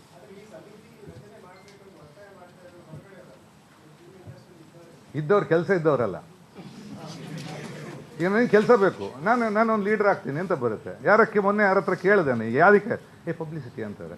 ಆಮೇಲೆ ನೀಟಾಗಿ ಹೇಳ್ತೀನಿ, ಪಬ್ಲಿಸಿಟಿ ಈಗ ಏನಾಗಬೇಕು, ಈಗ ನಾವು ನೀಟಾಗಿ ನೋಡಮ್ಮ ಈ ಥರ ಇರಬೇಕು ಲೈಫ್ ಅಂತ ಹೇಳಿದ್ದು ಯಾರು ಕೇಳಲ್ಲ. ನೀವು ದರ್ಶನ್ ಅಂತ ಇದೊಂದು ಹೆಡ್ಲೈನ್ ಹಾಕಿ, ನೀವು ಎಷ್ಟು ವ್ಯೂ ಬೇಕು ಹೇಳಿ. ಈಗ ನಾಳೆ ನಾನೇ ನನ್ನ ಡಾಕ್ಟ್ರ್ ಅಂತ ಹೇಳಿದೆ, okay doctor interview, next was Darshan. ಏನಕ್ಕೆ? ಒಬ್ಬನೇನ ತಪ್ಪು ಮಾಡಿದ್ದು, ಕೇಸ್ ನಡೀತಾ ಇದೆ. ಈಗ ನೀವು ಕೇಳಿ ನನ್ನ ಕಮೆಂಟಲ್ಲಿ ಏನು ಅರ್ಥ ಇದೆ ಹೇಳಿ? ನಾನು ಕಮೆಂಟ್ ಮಾಡಿದ್ದು ಏನಾದರೂ ಹೆಲ್ಪ್ ಆಗುತ್ತೆ? ಬರಲ್ಲ. ಬಟ್ ಒಂದು ಮಾರ್ಕೆಟಿಂಗ್ ಅಂತ ಬರುತ್ತೆ. ಇವತ್ತು ನ್ಯೂಸ್ ಇಸ್ ಸೋಲ್ಡ್, ಡೆಫಿನೆಟ್ ಆಗಿ ನ್ಯೂಸ್ ಇಸ್ ಮುಂಚೆ ಥರ ರೆಸ್ಪಾನ್ಸಿಬಿಲಿಟಿ. ನಾನು ಹೇಳಿದೆ, ಇವರು ಇದ್ದಾರೆ, responsibility that is we are losing it out. ಒಂದು ಚಾನಲಲ್ಲಿ ಬಂದರೆ ಇನ್ನೊಂದು ಚಾನಲ್ ಉಲ್ಟಾ ಬರುತ್ತೆ. ಇದು ಎಲ್ಲಿ ಹೋಗುತ್ತೆ ನಮಗೂ ಗೊತ್ತಿಲ್ಲ. ಸೊ ಬೇಸಿಕಲಿ ದಟ್ ರೆಸ್ಪಾನ್ಸಿಬಿಲಿಟಿ ಇದರಲ್ಲೂ ಕಮ್ಮಿ ಆಗ್ತಾ ಇದೆ. ನಾನು ಹೇಳೋದು ಎಲ್ಲದರಲ್ಲೂ it is getting down, the levels are getting down, which is definitely disturbing ಅಲ್ವಾ? ನಂಗೆ ಗೊತ್ತಿಲ್ಲ, ದಟ್ಸ್ ವಾಟ್ ಐ ಫೀಲ್. ಯಾಕಂದರೆ ಮಾರ್ಕೆಟಿಂಗ್ ಇದೆ. ಈಗ ನಮ್ಮದೇ ಒಳ್ಳೇದು ಹೇಳಿದ್ರೆ ಡೆಫಿನೆಟಾಗಿ ಯಾರೋ ಒಬ್ಬರು 200 ಸಸಿ ನೆಟ್ಟ, ಈ ಥರ ಗ್ರೀನರಿ ಮಾಡ್ದ, ಯಾರಿಗೆ ಬೇಡ ಅಗತ್ಯ ಇಲ್ಲ. ಅವನೇನು ಕೈ ಎಳ್ದ, ಈ ಪೊಲಿಟಿಷಿಯನ್ ಅವ್ರೇನು ನೋಡಿದ್ರು, ಅದಕ್ಕೆ ಜಾಸ್ತಿ ವ್ಯೂ ಬರುತ್ತೆ. ಬಿಕಾಸ್ ಡೆಫಿನೆಟಾಗಿ that is how it is marketed. ಜನರಿಗೂ ನಾನು ಹೇಳೋದು ಇದು ಜನರ ಮಿಸ್ಟೇಕ್. ಜನರಿಗೆ ಒಳ್ಳೇದು ಬೇಡ, ಕೆಟ್ಟದೇ ಬೇಕು. ಇವತ್ತು ಏನಕ್ಕೆ ಕಂಟಿನ್ಯೂ ಮಾಡ್ತಾ ಇದ್ದಾರೆ ಈಗ ದರ್ಶನ್ ವಿಷಯ ಅಂದರೆ ವ್ಯೂ ಸಿಗುತ್ತೆ. ಅದರಲ್ಲಿ ಏನಾಗಲ್ಲ, ಏನಿದೆ ಅವ್ನು ಒಳಗಿದ್ದಾನೆ, ಈಗ ನೆಕ್ಸ್ಟ್ ಹಿಯರಿಂಗ್ ತನಕ ಎಲ್ಲರೂ ಕಾಯಬೇಕು. ಬಟ್ ಡೀಲ್ಸ ಇಲ್ಲ, ವಿಜಯಲಕ್ಷ್ಮಿ ಹೋದರು, ಅದಕ್ಕೆ ಅರ್ಥ ಇಲ್ಲ. ಐ ಡೋಂಟ್ ನೋ, ಅದೊಂದು ನ್ಯೂಸ್. ಅದು ನೀವು ಯಾವುದು ನೋಡಿ, ಮೇಜರ್ ನ್ಯೂಸ್ ಅದೇ ಇರೋದು. ವಿಜಯಲಕ್ಷ್ಮಿ ಹೋದರು, ಅವ್ರ ತಾಯಿ ಹೋದರು, ಪ್ರತಿಯೊಬ್ಬ ಕೈದಿಗೆ ಹೋಗ್ತಾರೆ, ಪ್ರತಿಯೊಬ್ಬರು ಕೈದಿಗೆ ಹೋಗ್ತಾರೆ. ಅವ್ನು ಬೆರಳು ಹಾಗೆ ಮಾಡ್ದ, ಇವ್ನು ಹಂಗೆ ಮಾಡ್ದಾನೆ, ಅವ್ನು ಹೆಂಗೆ ಮಾಡ್ತಾನೆ, ಯಾರಿಗೆ ನಮಗೇನು ಸಂಬಂಧ ಬರುತ್ತೆ. ಆಮೇಲೆ ಚಿತ್ರರಂಗ ಅಲ್ಲ ಅದು, ಅದು ಶೂಟಿಂಗಲ್ಲಿ ಆಗಿದ್ದ ವಿಷಯನೇ ಅಲ್ಲ, ಅದು ಪರ್ಸನಲ್ ಆಗಿದ್ದ ವಿಷಯ. ಇಲ್ಲಿ ಪಬ್ಲಿಸಿಟಿ ನಾನು ಹೇಳಿದಲ್ಲ, ಈಗ ನಾನು ಮೊನ್ನೆ ಯಾರ ಹತ್ರ ಕೇಳಿದೆ, ನಾನು ಮೊನ್ನೆ ಸಮಿತಿ ಮಾಡಬೇಕು ಅಂತ ಕೇಳಿದ್ರೆ ಪಬ್ಲಿಸಿಟಿ ಅಂತಾರೆ. ಯಾಕೆಂದ್ರೆ ನಾನು ಕಾಣಲ್ಲ ಅಂದರೆ ಪಬ್ಲಿಸಿಟಿ. ಈಗ everybody is in the marketing. ಅವ್ರೇನಂದ್ರೆ ಏನೋ ಒಂದು ಹೇಳಿದರೆ ಏನೋ ನ್ಯೂಸ್ ಆಗುತ್ತೆ, ನಾನು ಮಾರ್ಕೆಟಲ್ಲಿ ಇರ್ತೀನಿ, 4 ಜನ ನೋಡ್ತಾರೆ ಅಂತ. ಇದು ದಿಸ್ ಅನ್ ಇಶ್ಯೂ. ಅವರೇ ನಂಗೆ ಗೊತ್ತಿಲ್ಲ, ಈ ಪ್ರೆಸ್ಸೇ ಹೋಗುತ್ತಾರ ಅಥವಾ ಅವರೇ ಬಂದು ಹೇಳ್ತಾರೆ ಅಂತ. It is they are going for publicity. And ಒಂದು ನಾವು ವರ್ಕ್ ಮಾಡಿದ್ದೀವಿ, ಕಂಪ್ಯಾಷನ್ ಇದೆ, ಹೊರಡೆ ಬರಬೇಕು ಆ್ಯಸ್ ಎ ಫ್ರೆಂಡ್. ಹೊರಡೆ ಬರಬೇಕಂತಿದೆ, ಹೊರಡೆ ಬರೋಕ್ಕೆ ನಮ್ಗೆ ಅನ್ಸ್ಬೋದು. But law is taking its own course. ನಮಗೆ ಅಗೇನ್ಸ್ಟ್ ಅಂತ ಹೇಳೋಕ್ಕಾಗಲ್ಲ, ಏನು ಹೇಳೋಕ್ಕಾಗಲ್ಲ. Law is taking its course. ಅವನಿಗೇನ ಹೊರಡೆ ಬರುತ್ತೆ, ಅವನು ಏಟಿಂದ ಹೋಗಿದ್ದ ಅಥವಾ ಬೇರೆಯವರಿಂದ ಹೋಗಿದ್ದ. It's a long subject. ನಮಗೂ ಗೊತ್ತಿಲ್ಲ ಅಲ್ಲಿ ಏನು ನಡೆದಿದೆ, ಗೊತ್ತಿಲ್ಲ. ಬಟ್ ಅಫ್ಕೋರ್ಸ್ ಪೊಲೀಸ್ನವರು ಒಬ್ಬ ಸೆಲೆಬ್ರಿಟಿಯನ್ನು ನೋಡದೆ ನೀಟಾಗಿ ಚಾರ್ಜ್ ಶೀಟ್ ಹಾಕಿದ್ರೆ ಎಲ್ಲ they are doing the job. So basically ನಮಗೆ ಅದರಲ್ಲಿ ಸಂಬಂಧ ಇಲ್ಲ. ನಾವು ನಿಂತ್ಕೊಂಡು ನಿಮ್ಮ ಥರ ನಾವು ನೋಡೋದು ಏನಾಗುತ್ತೆ ಅಂತ. ಹೊರಡೆ ಬಂದರೆ ಡೆಫಿನೆಟ್ ಆಗಿ ವಿಲ್ ಬಿ ಹ್ಯಾಪಿ. ಬಟ್ ತಪ್ಪಿತಸ್ಥ ಅಂದರೆ law of the land has to take its course. First picture ಬಂದಾಗ ಅದು ಆ್ಯಕ್ಚುಲಿ ನನಗೆ ಫಸ್ಟು ಆ ಪಿಕ್ಚರ್ ಪೂಜೆಗೆ ಹೋಗಿದೆ. ಆಗ ಬೇರೆಯವ್ರ ಮ್ಯೂಸಿಕ್ ಡೈರೆಕ್ಟ್ರು. ಆ ಪಿಕ್ಚರ್ ಪೂಜೆಗೆ ಹೋಗಿದೆ, ಅಂದರೆ ಉಪೇಂದ್ರ ನನ್ನ ಸ್ನೇಹಿತ. ಆಮೇಲೆ ಏನಾಯಿತು ಅಂದರೆ ಆ ಮ್ಯೂಸಿಕ್ ಡೈರೆಕ್ಟ್ರಿಗೆ ಯಾವುದೋ ಡೈರೆಕ್ಷನ್ ಆಫರ್ ಸಿಕ್ತು ಸುದೀಪ್ ಪಿಕ್ಚರ್ದು. ಅದು ಟೇಕ್ ಆಫ್ ಆಗಿಲ್ಲ. ನಾವೆಲ್ಲ ಒಂದೇ ಕಾಲ ಆ ಟೈಮಲ್ಲಿ ಆಲ್ ಟುಗೆದರ್. ಸೊ ಅವರು ಆ ಕಡೆ ಬಿಟ್ಟೋದ್ರು, ಇಲ್ಲ ನಾನು ಮಾಡೋಕ್ಕಾಗಲ್ಲ. ಸೊ ಆಗ I was the next option, ನನ್ನನ್ನು ಕರೆಸಿದ್ರು. ಯಾಕಂದರೆ ಮನೋರ್ ಜೊತೆ ಇದ್ದೆ ನಾನು. ಆಮೇಲೆ ಒಂದು ಆಲ್ಬಮ್ ಸಾಂಗ್ ಕೇಳಿದ್ರು ಉಪೇಂದ್ರ ಅವರು, ಅದು ಫಸ್ಟು ಅವ್ರು ಕರೆದ್ರು. ಸೊ ವಾಸ್ ದಟ್ ಸಡನ್ ಹೋದೆ, ಫಸ್ಟ್ ಮೂವಿ. ಈಗ ನಾನು ಹೇಳೋದು, ಈಗ ಪಿಕ್ಚರ್ ಕಮ್ಮಿ ಮಾಡಿದ್ರು, ಇವತ್ತು ಉಪೇಂದ್ರ ರಿಲೀಸ್ ಆಯಿತು. ಐ ಥಿಂಕ್ ಇಲ್ಲೂ ಈ ಪಬ್ಲಿಸಿಟಿ ಜಾಸ್ತಿ ಮಾಡಿಲ್ಲ, ಬಟ್ ಫಸ್ಟ್ ಡೇ ರಿಪೋರ್ಟ್ ನೋಡಿ ಮಜಾ ಇರುತ್ತೆ. ಐ ಥಿಂಕ್ ಇವತ್ತು ಯೂಟ್ಯೂಬ್ ನೋಡಿದ್ರೆ ಗೊತ್ತಾಗುತ್ತೆ ಥಿಯೇಟ್ರಲ್ಲಿ ಹೆಂಗೆ. Last 3 weeks back career release ಆಯಿತು. ಇದು more of the cult movies where ಥಿಯೇಟರ್ಸಲ್ಲಿ ಒಂದು ಹಬ್ಬ ಆಚರಿಸ್ತಾ ಇರ್ತಾರೆ. So was my first movie. ನಾನು ಅಂದ್ಕೊಂಡಿಲ್ಲ, ಬಟ್ ಅದು ಯಾವ ಲೆವೆಲ್ಲು ಬ್ಲಾಸ್ಟ್ ಆಯಿತು ಅಂದರೆ ನನಗೂ ಗೊತ್ತಿಲ್ಲ. ಅಂದರೆ ಆ ಲೆವೆಲ್ ಹೋಯಿತು. ಯಾಕೆಂದರೆ ಆಮೇಲೆ ಮಂಗಳೂರಲ್ಲಿ ಎಕ್ಸೆಪ್ಟ್ ಮಾಡೋದು ಸ್ವಲ್ಪ ಕಮ್ಮಿ. ನಮ್ಮವರನ್ನು ಎಕ್ಸೆಪ್ಟ್ ಮಾಡೋದು ಕಮ್ಮಿ. ಸೊ ಇನಿಷಿಯಲ್ ನನಗೆ ಒಂದು 3 ಚಿತ್ರ ನಂತರ ಗುರು ನಮ್ಮವನು ಅಂತ ಹೇಳಿದ್ರು. ಅಷ್ಟರವರೆಗೆ ಆ್ಯಡ ದುಡ್ಡು ಉಂದ್ಯಾ ಇದಕ್ಕೂ ಏರಿಯಾರ ಮಲ್ಪೇರಲ್ಪ ಅದೇ ಇದು. So it's all fun. ನಾನು ಹೇಳೋದು ಇಟ್ಸ್ ಆಲ್ ಒಂಥರ ಪಾರ್ಟ್ ಆಫ್ ದ ಇದು ಅಂತ. ಸೊ ನಮ್ಮೂರಲ್ಲೂ ಎಕ್ಸೆಪ್ಟ್ ಮಾಡೋದು, ಈಗ ಬೆಂಗಳೂರಲ್ಲಿ ಹೆಂಗೆ ಎಕ್ಸೆಪ್ಟ್ ಮಾಡಲ್ಲ ನಮ್ಮನ್ನು, ಮಂಗಳೂರು ಅಂತ ಹೇಳಿ, ನಮ್ಮೂರನ್ನು ಎಕ್ಸೆಪ್ಟ್ ಮಾಡೋದು ಸ್ವಲ್ಪ ನಮ್ಮೂರಲ್ಲೇ ಸ್ವಲ್ಪ ಕಷ್ಟ. ಬೇರೆಯವ್ರಿಗಿಂತ ನಮ್ಮೂರಲ್ಲೇ ಎಕ್ಸೆಪ್ಟ್ ಮಾಡೋದು ಸ್ವಲ್ಪ ಸ್ಲೋ. ಇತ್ತೀಚೆಗೆ ಅಫ್ಕೋರ್ಸ್ ನಮ್ಮ ಇವರೆಲ್ಲ ಬ್ರೇಕ್ ಮಾಡಿದೆ. ಈಗ ಮಂಗಳೂರು ಕನ್ನಡ, ಮುಂಚೆ ಕಾಮಿಡಿಯನ್ಸ್ ಕನ್ನಡ ಇದ್ದಿದ್ದು ಮಂಗಳೂರು ಕನ್ನಡ, ಇವತ್ತು ಮೇನ್ ಸ್ಟ್ರೀಮ್ ಪಿಕ್ಚರು. ಇಡೀ ಪಿಕ್ಚರ್ ಈ ಸೀಸನ್ ತಗೊಂಡ್ರೆ ಕಡಿಮೆ ಒಂದು 10 ಪಿಕ್ಚರ್ ಬರೀ ಮಂಗಳೂರು ಕನ್ನಡದಲ್ಲಿ ನಡೀತಾ ಇದೆ. ಸೊ ಒಂದು ಕ್ರೇಜ್ ಅಂತ ಒಂದು ಪ್ರತಿಯೊಂದಕ್ಕೆ ಅದರಾದ ಒಂದು ಸೊಗಡಿದೆ. ಮುಂಚೆ ಉತ್ತರ ಕರ್ನಾಟಕ ಅಂದರೆ ಕಾಮಿಡಿ, ದಕ್ಷಿಣ ಕಾಮಿಡಿ. ನಿಜ ಕಾಮಿಡಿ ಮಾಡಬೇಕಾಗಿದ್ದು ಬೆಂಗಳೂರು ಕನ್ನಡ, ಬಿಕಾಸ್ ಅದು ಮಿಕ್ಸ್ ಕನ್ನಡ. ಸೊ ಅದು ಎಲ್ಲ ಮಿಕ್ಸ್ ಇದೆ. ಅವ್ರದ್ದು ಭಾಷೆ ಆಗಲಿ ದಾಟಿ ಆಗಲಿ ಕನ್ನಡದಲ್ಲ ಅದು ಯೂಶ್ವಲಿ. ಸೊ ದಟ್ ಇವತ್ತು ಚೇಂಜ್ ಆಗಿದೆ. ಇವತ್ತು ಟೋಟಲ್ ಚೇಂಜ್ ಆಗಿದೆ. ಇಂಡಸ್ಟ್ರಿ ಟೋಟಲ್ ಚೇಂಜ್ ಆಗಿದೆ. ಒಳ್ಳೆ ಚಿತ್ರಗಳು ಓಡ್ತವೆ 100%. ಓಡ್ದಿರೋ ಚಿತ್ರಗಳಿಗೆ ಏನು ಮಾಡೋಕ್ಕಾಗಲ್ಲ. ಒಳ್ಳೆ ಪಿಕ್ಚರ್ ಡೆಫಿನೆಟಾಗಿ ಕನ್ನಡಿಗರು ಯಾವತ್ತೂ ಒಳ್ಳೆ ಪಿಕ್ಚರನ್ನು ಬಿಟ್ಟಾಕಿದವರಲ್ಲ. ಆ್ಯಾವ್ರೇಜ್ ಫಿಲ್ಮ್ ಇದ್ದು ಅಪ್ಪಿ ಮುದ್ದಾಡ್ತಾರೆ. ಆ್ಯಾವ್ರೇಜ್ ಫಿಲ್ಮ್ ಇದ್ರು.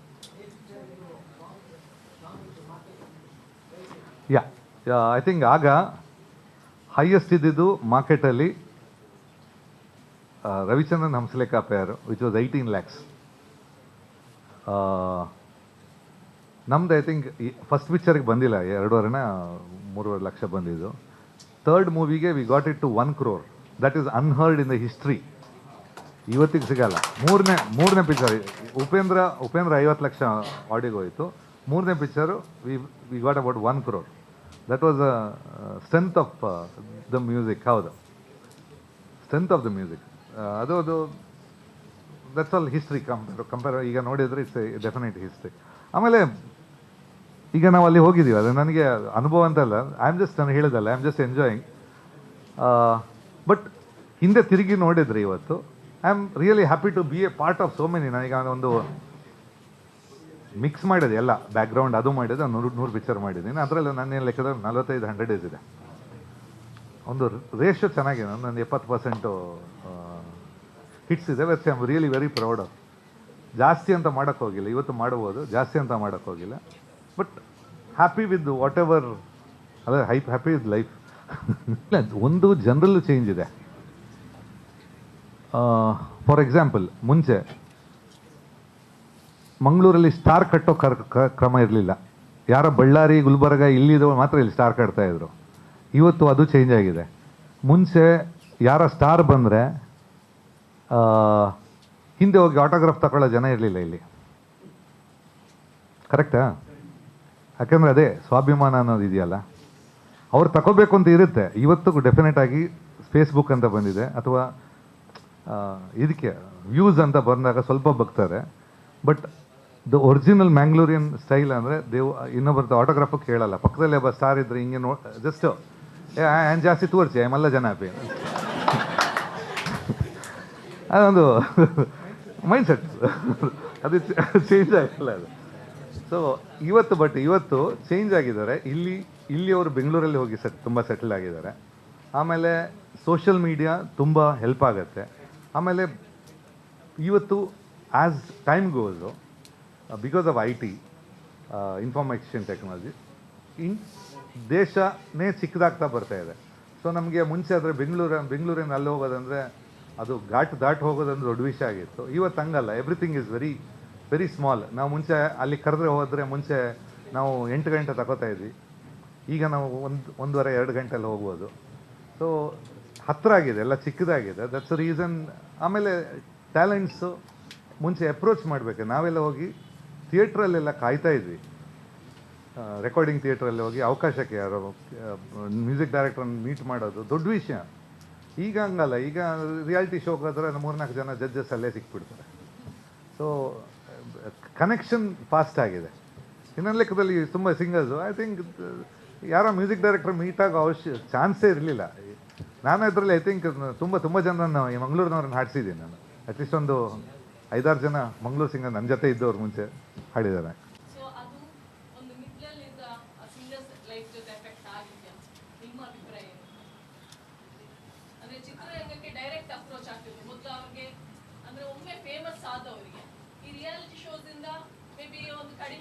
ಒಳ್ಳೊಳ್ಳೆ ಸಿಂಗರ್ಸ್ ಸಿಗ್ತಾ ಇದ್ದಾರೆ. ಸೊ ಅವರು ಬಿಲ್ಡ್ ಆಗುವಾಗ ಆ ಒಂದು ಗ್ರೂಪ್ ಏನಾದರೂ ಸೈಲೆಂಟ್ ಆಗಿದ್ಯಾ? ಅದು ಅವ್ರ ಲೈಫ್ ಮೇಲೆ ಎಫೆಕ್ಟ್ ಆಗಿದ್ಯಾ? ಈಗ ಕೆಂಡ ಇದೆ, ಮುಚ್ಚಿಡೋಕ್ಕಾಗತ್ತಾ? ಟ್ಯಾಲೆಂಟ್ ಇದ್ದರೆ ಮುಚ್ಚಿಡೋಕ್ಕಾಗಲ್ಲ. ನಿಮಗೆ ರಿಯಾಲಿಟಿ ಶೋ ಅಲ್ಲಿ ಪಬ್ಲಿಸಿಟಿ ಒಂದು ಸಿಗುತ್ತೆ ಅಷ್ಟೇ. ಅದು ಚೇಂಜ್ ಆಗ್ತಾ ಇರುತ್ತೆ ಸೀಸನ್ಗೆ. ಕಲೆಗೂ ಅದಕ್ಕೂ ಸಂಬಂಧ ಇಲ್ಲ. ಯಾವುದು ಕಾಂಪಿಟಿಷನ್ಗೆ ಲೈವ್ ಸ್ಟೇಜ್ ಆದರೆ ಐತೆ.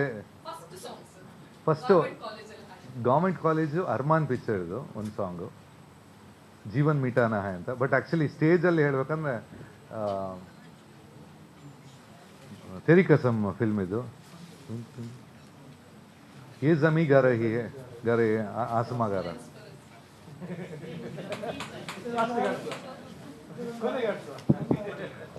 ಈಗ ಸ್ವಲ್ಪ ಫ್ರೀಯಾಗಿ ಆಡೋದು ನಿಲ್ಲಿಸ್ಬಿಟ್ಟಿದ್ದೀನಿ.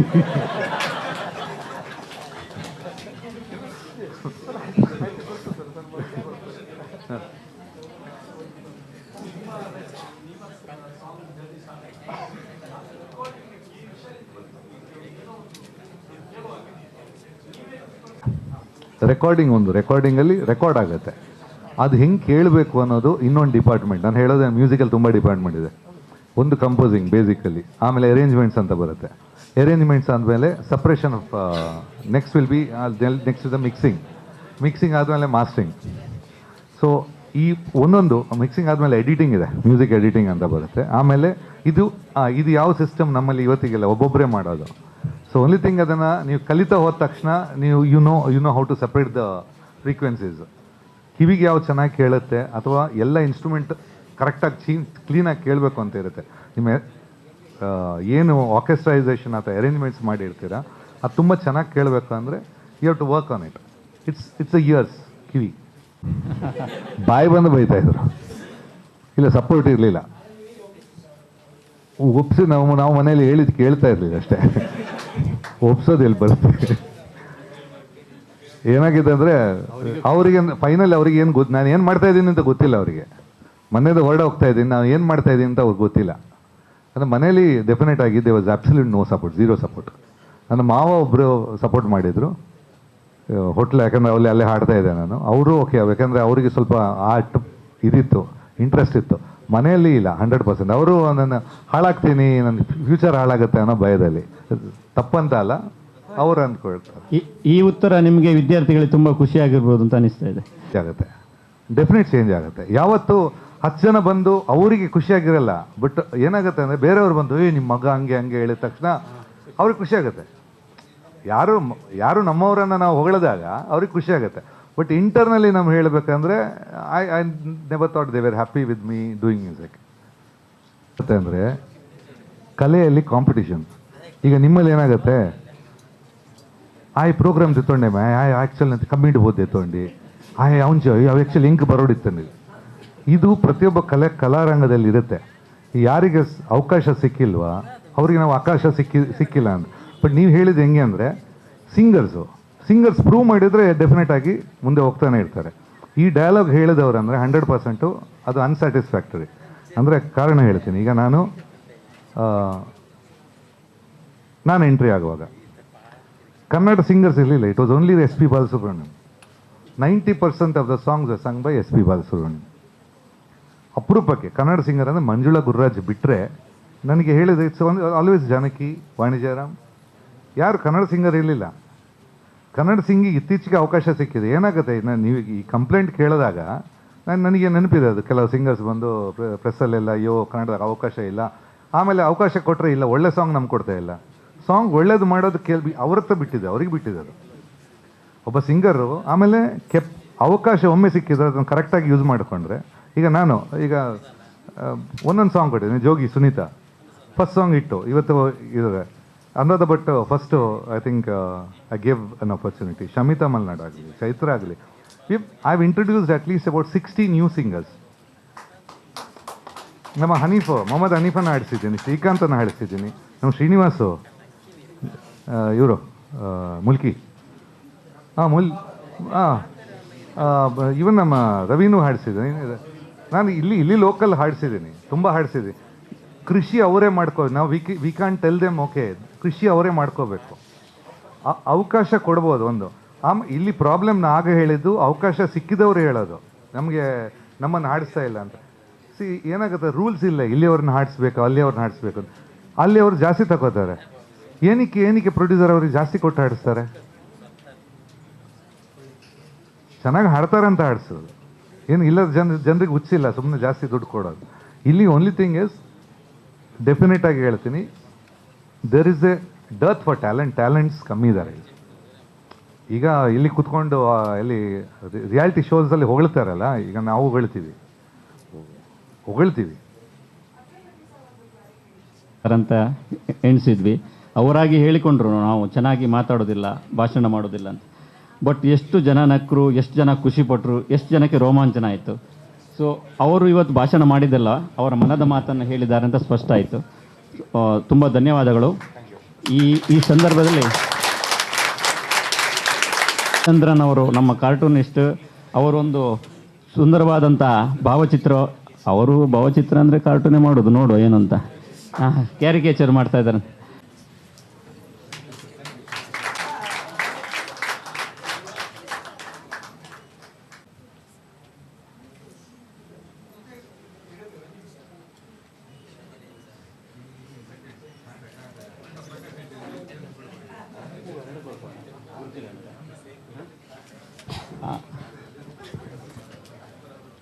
ಗುರುಕಿರಣ್ ಅವರು ಅವರಿಗೆ ಒಂದು ಹೂವನ್ನು ನೀಡುವ ಮೂಲಕ ಪ್ರೀತಿಯನ್ನು ವಿನಿಮಯ ಮಾಡಬೇಕು ಅಂತ ಕೇಳ್ಕೊಳ್ತಾ ಇದ್ದೆ. ಗುರುಕಿರಣ್ ಅವರ ಸಹೋದರ ಹರಿಕಿಶನ್ ಕೂಡ ಅವರು ಇದ್ದಾರೆ. ಅವರ ಉಪಸ್ಥಿತಿಯನ್ನು ನಾವು ಗೌರವಿಸ್ತಾ ಇದ್ದೇವೆ. ಒಂದು ಕೀರ್ತಿಗೆ ಕಲಶ ಇಟ್ಟಾಗೆ ಒಂದು ಹಾಡು. ये ज़मीं गा रही है, आसमां गा रहा है, साथ मेरे ये सारा जहां गा रहा है. ಕ್ಯಾ ಬಾತ್ ಹೈ, ಹಿಂದಿಯಲ್ಲೇ ಆಗಲಿ. ಈಗ ನಮ್ಮ ಕೋಶಾಧಿಕಾರಿಯವರು ಪುಷ್ಪರಾಜ್, ಇಲ್ಲಿಯ ಕಾರ್ಯದರ್ಶಿ, ಪ್ರೆಸ್ ಕ್ಲಬ್ನ ಕಾರ್ಯದರ್ಶಿ ಅವರು. ಸ್ನೇಹಿತರೆ, ಈ ಸಂದರ್ಭದಲ್ಲಿ ನಮ್ಮೊಂದಿಗೆ ಈ ವೇದಿಕೆಯಲ್ಲಿ ಇಬ್ಬರು ಮೇರು ವ್ಯಕ್ತಿತ್ವದವರಿದ್ದಾರೆ. ಒಬ್ಬರು ಮಾತನಾಡಲಿಲ್ಲ. ಅವರು ಈ ಕಾರ್ಯಕ್ರಮವನ್ನು ಉದ್ಘಾಟನೆ ಮಾಡಿದಂಥವರು ಯಜ್ಞ ಅವರು. ಸುಮಾರು 50 ವರ್ಷಗಳ ಕಾಲ, ಸುದೀರ್ಘ ಕಾಲ ಈ ಫೋಟೋಗ್ರಫಿ ಕ್ಷೇತ್ರದಲ್ಲಿ ಇದ್ದಂಥವರು. ಹಾಗೆ ಅವರಿಗೆ ಈ ಸಂದರ್ಭದಲ್ಲಿ ಕೃತಜ್ಞತೆಗಳನ್ನು ಮತ್ತು ಗೌರವವನ್ನು ಸಲ್ಲಿಸಲಿಕ್ಕೆ ಇಷ್ಟಪಡ್ತಾ ಇದ್ದೇನೆ. ವಿಜಯ್ ಕೋಟ್ಯಾನ್ ಅವರು ಅವರಿಗೆ ಸ್ಮರಣಿಕೆಯನ್ನು ನೀಡಬೇಕು. ಇಂದಿನ ಈ ಮಂಗಳೂರು ಪ್ರೆಸ್ ಕ್ಲಬ್ ಗೌರವ ಅತಿಥಿ ಕಾರ್ಯಕ್ರಮದಲ್ಲಿ, ಸುದೀರ್ಘವಾದಂಥ ಸಂವಾದ ಕಾರ್ಯಕ್ರಮದಲ್ಲಿ ನಮ್ಮೊಂದಿಗೆ ಭಾಗವಹಿಸಿದಂಥ ಡಾಕ್ಟರ್ ಗುರುಕಿರಣ್ ಅವರಿಗೆ ಎಲ್ಲರ ಪರವಾಗಿ ಕೃತಜ್ಞತೆಯನ್ನು ಸಲ್ಲಿಸ್ತೇನೆ. ನಮಗೆ ಭಾಳ ಹೆಮ್ಮೆ ಆಗುವಂಥ ವಿಷಯ ಏನೆಂದರೆ, ಈ ಕರಾವಳಿಯನ್ನು ಪ್ರತಿನಿಧಿಸಿ ಇವತ್ತು ಬೆಳ್ಳಿತೆರೆಯಲ್ಲಿ ರಾರಾಜಿಸ್ತಾ ಇರುವಂಥ ಗುರುಕಿರಣ್ ಅವರು ನಮ್ಮ ಊರಿನವರು ಅನ್ನೋದು ಒಂದು ಹೆಮ್ಮೆಯ ಸಂಗತಿ.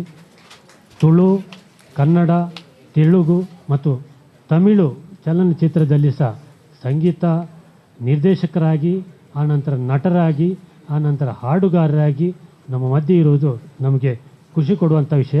ಅದರ ಜೊತೆಗೆ ಇವತ್ತು ಬೆಂಗಳೂರು ವಿಶ್ವವಿದ್ಯಾನಿಲಯ ಅವರನ್ನು ಡಾಕ್ಟರೇಟ್ ನೀಡಿ ಗೌರವಿಸಿದಂಥ ಸಂದರ್ಭದಲ್ಲಿ ನಾವು ಇವತ್ತು ಆಹ್ವಾನಿಸಿದ್ದೇವೆ. ನಮ್ಮ ಜೊತೆ ಸುದೀರ್ಘವಾದಂಥ ಸಂವಾದವನ್ನು ನಡೆಸಲಿಕ್ಕೆ ಅವಕಾಶ ಮಾಡಿಕೊಟ್ಟಿದ್ದಾರೆ. ಅವರಿಗೆ ನಮ್ಮೆಲ್ಲರ ಪರವಾಗಿ ಗೌರವಪೂರ್ವಕವಾದಂಥ ವಂದನೆಯನ್ನು ಸಲ್ಲಿಸ್ತೇನೆ.